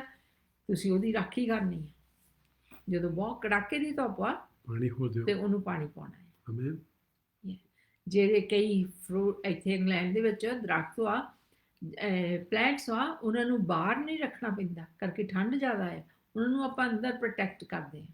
ਸੋ ਜਿੱਦਾਂ ਦਾ ਵੀ ਜਿਹੜਾ ਵੀ ਸਿਚੁਏਸ਼ਨ ਆ, ਉਹਨੂੰ ਤੁਸੀਂ ਪ੍ਰੋਟੈਕਟ ਕਰਨਾ ਆ, ਤੇ ਪ੍ਰਭੂ ਨੇ ਉਹਨੂੰ ਵੱਡਾ ਕਰ ਦੇਣਾ ਹੈ, ਤੇ ਤੁਸੀਂ ਟਾਈਮ ਸਿਰ ਵੱਢੋਗੇ ਉਹ ਫਸਲ। ਬੀ ਨਹੀਂ ਅਸੀਂ ਵੱਢਦੇ, ਅਸੀਂ ਫਸਲ ਵੱਢਦੇ ਹਾਂ। ਫਿਰ ਉਸ ਫਸਲ ਦੇ ਵਿੱਚੋਂ ਹੋਰ ਨਵੇਂ ਬੀ ਆ ਜਾਂਦੇ ਆ। ਯਿਸੂ ਮਸੀਹ ਨੇ ਪਾਪ ਦੀ ਮਜ਼ਦੂਰੀ ਜਿਹੜੀ ਸੀਗੀ, ਮੌਤ, ਪਰਮੇਸ਼ਰ ਤੋਂ ਅਲੱਗ, ਉਹ ਕ੍ਰਾਸ ਦੇ ਉੱਤੇ ਪੇ ਕਰ ਦਿੱਤੀ। ਹੁਣ ਉਹਦਾ ਵੀ, ਉਹਦਾ ਜਿਹੜਾ ਪਵਿੱਤਰ ਖੂਨ ਸੀ, ਉਹ ਸਾਡੇ ਵਿੱਚ ਆ ਗਿਆ। ਹੁਣ ਜਿਹੜੀ ਪਰਮੇਸ਼ਰ ਤੋਂ ਜੁਦਾਈ ਸੀ, ਅਸੀਂ ਉਹਦੇ ਨਾਲ ਹੁਣ ਪਰਮੇਸ਼ਰ ਦੇ ਨਾਲ ਜੁੜ ਗਏ, ਤੇ ਅਸੀਂ ਹੁਣ ਉਹਦੇ ਧੀਆਂ ਪੁੱਤ ਬਣ ਗਏ। ਆਮੀਨ, ਸੋ ਕਾਫੀ ਫਰਕ ਆ ਕਿ ਉਹ ਕਿੱਦਾਂ ਸਾਡੇ ਵੀ ਬੱਚੇ ਹੁੰਦੇ ਹੀ ਆ, ਪਰ ਉਹ ਪਵਿੱਤਰ ਨਹੀਂ ਹੈਗੇ, ਕਿਉਂਕਿ ਯਿਸੂ ਮਸੀਹ ਦਾ ਖੂਨ ਜਿਹੜਾ ਉਹ ਪਵਿੱਤਰ ਸੀਗਾ, ਤੇ ਜਦੋਂ ਅਸੀਂ ਉਹਨੂੰ ਕਬੂਲ ਕਰਦੇ ਆ, ਫਿਰ ਹੀ ਸਾਡੇ ਪਾਪ ਧੋਤੇ ਜਾਂਦੇ ਆ। ਫਿਰ ਪਾਪ ਧੋ ਕੇ ਕੀ ਹੁੰਦਾ? ਅਸੀਂ ਪਿਤਾ ਪਰਮੇਸ਼ਰ ਨਾਲ ਜਿਹੜੀ ਜੁਦਾਈ ਸੀਗੀ, ਜਿੱਦਾਂ ਪਾਸਟਰ ਜੀ ਕਹਿੰਦੇ, ਐਡਮ ਉਦੋਂ ਹੀ ਨਹੀਂ ਸੀ ਮਰਿਆ, 9 ਸਾਲ ਇਸ ਦੁਨੀਆ ਵਿੱਚ ਹੀ ਰਿਹਾ ਸੀ, ਪਰ ਜੇ ਉਹਨੇ ਤੋਬਾ ਨਾ ਕੀਤੀ ਹੁੰਦੀ, ਪਰਮੇਸ਼ਰ ਦੀ ਉਹ ਤੋਂ ਜਲਾਲ ਚਲ ਗਿਆ ਸੀਗਾ, ਗਲੋਰੀ ਚਲ ਗਈ ਸੀਗੀ, ਉਹ ਨੰਗਾ ਸੀਗਾ। ਅੱਜ ਕਿਤੇ ਆਪਾਂ ਨੰਗੇ ਨਾ ਹੋਈਏ। ਅੱਜ ਉਹ ਸਾਨੂੰ ਚਾਹੁੰਦਾ ਕਿ ਅਸੀਂ ਯਿਸੂ ਮਸੀਹ ਦੇ ਖੂਨ ਰਾਹੀਂ ਕਵਰ ਕਰ ਲਈਏ। ਆਮੀਨ, ਸੋ ਪ੍ਰਭੂ ਦੀ ਵਡਿਆਈ ਕਰਦੇ ਇਸ ਮੈਸੇਜ ਵਾਸਤੇ, ਤੇ ਆਪਾਂ ਧੀਰਜ ਰੱਖਣਾ ਆ। ਤੇ ਬਹੁਤ ਵਾਰੀ ਆਪਾਂ ਨੂੰ ਸਾਈਨ ਨਹੀਂ ਦੱਸਦੇ, ਕੋਈ ਨਹੀਂ, ਪ੍ਰਭੂ ਦਾ ਵਚਨ ਪੱਕਾ ਤੇ ਭਰੋਸੇਯੋਗ ਵਾ। ਤੁਸੀਂ ਉਹਦੇ ਉੱਤੇ ਨਿਹਚਾ ਰੱਖਣੀ, ਆਮੀਨ, ਤੇ ਪੂਰੀ ਤਰ੍ਹਾਂ ਫਸਲ ਪੱਕੀ ਜਦੋਂ ਹੋਈ ਤੁਸੀਂ ਵੱਢ ਸਕਦੇ ਆ। ਯੈਸ, ਆਮੀਨ। ਓਕੇ ਜੀ, ਆਪਾਂ ਪ੍ਰੇ ਕਰਦੇ ਹਾਂ, ਤੇ ਪ੍ਰਭੂ ਕਿਰਪਾ ਕਰੂਗਾ। ਤੇ ਜੇ ਤੁਸੀਂ ਅੱਜ ਇਸ ਬਚਨ ਨੂੰ ਆਪਣੇ ਅੰਦਰ ਸੱਦਣਾ ਚਾਹੁੰਦੇ ਹੋ, ਜਿਹੜੇ ਬਚਨ ਨੂੰ, ਜਿਹੜਾ ਸ਼ਬਦ ਨੂੰ, ਯਿਸੂ ਮਸੀਹ ਉਹ ਸ਼ਬਦ ਆ, ਉਹ ਬਚਨ ਆ। ਯਿਸੂ ਮਸੀਹ ਨੂੰ ਦ ਵਰਡ ਆਫ ਗਾਡ ਸੱਦਿਆ ਜਾਂਦਾ ਸੀ। ਸੋ ਸੱਚੀ ਜਦੋਂ ਅਸੀਂ ਦੇਖਦੇ ਕਿੱਦਾਂ ਆਈ ਹੈ, ਪਰਮੇਸ਼ਰ ਨੇ ਉਹ ਸ਼ਬਦ ਬੋਲਿਆ, ਐਂਜਲ ਗੈਬਰੀਅਲ ਉਹਨੂੰ ਲੈ ਕੇ ਆਇਆ, ਤੇ ਉਹਦੇ ਜੀਵਨ ਦੇ ਵਿੱਚ ਵੀ ਉਹਨੂੰ ਦ ਵਰਡ ਆਫ ਗਾਡ ਹੀ ਸੱਦਦੇ ਰਹੇ ਆ। ਆਮੀਨ। ਓਕੇ, ਕਰਕੇ ਉਹ ਸੀਗਾ ਹੀ ਪ੍ਰਭੂ ਦਾ ਬਚਨ, ਉੱਥੋਂ ਹੀ ਸੀਡ ਆਇਆ ਸੀਗਾ। ਓਕੇ, ਆ ਜਾਓ ਜੀ, ਆਪਾਂ ਪ੍ਰੇ ਕਰਦੇ। ਜੇ ਤੁਸੀਂ ਉਹਨੂੰ ਅੱਜ ਕਬੂਲ ਕਰਨਾ ਚਾਹੁੰਦੇ ਹੋ, ਤੁਸੀਂ ਮੇਰੇ ਨਾਲ ਪ੍ਰੇ ਕਰ ਸਕਦੇ ਹੋ। ਫਿਰ ਆਪਾਂ ਮਿਰਕਲਸ ਵਾਸਤੇ ਪ੍ਰੇ ਕਰਦੇ, ਜਿਹੜੇ ਇਸ ਵੇਲੇ ਬਿਮਾਰ ਆ ਜਾਂ ਕਿਸੇ ਤਰ੍ਹਾਂ ਦੀ ਉਹਨਾਂ ਨੂੰ ਮਿਰਕਲ ਦੀ ਲੋੜ ਆ, ਉਹਦੇ ਵਾਸਤੇ ਪ੍ਰੇ ਕਰਾਂਗੇ। ਇਹ ਕਰਕੇ our God is a miracle working God, ਆਮੀਨ। ਸੋ ਜ਼ਰੂਰ ਤੁਹਾਡੇ ਵਾਸਤੇ ਕਰੂਗਾ। ਓਕੇ ਜੀ, ਆ ਜਾਓ ਆਪਾਂ ਪ੍ਰੇ ਕਰੀਏ। Thank you father, thank you. ਸਰਗ ਪਿਤਾ, ਅਸੀਂ ਤੁਹਾਡਾ ਧੰਨਵਾਦ, ਤੁਹਾਡੀ ਵਡਿਆਈ ਕਰਦੇ ਹਾਂ। ਤੁਹਾਡਾ ਹੱਥ ਸਾਡੇ ਤੇ, ਤੁਹਾਡੀ ਕਿਰਪਾ ਸਾਡੇ ਤੇ।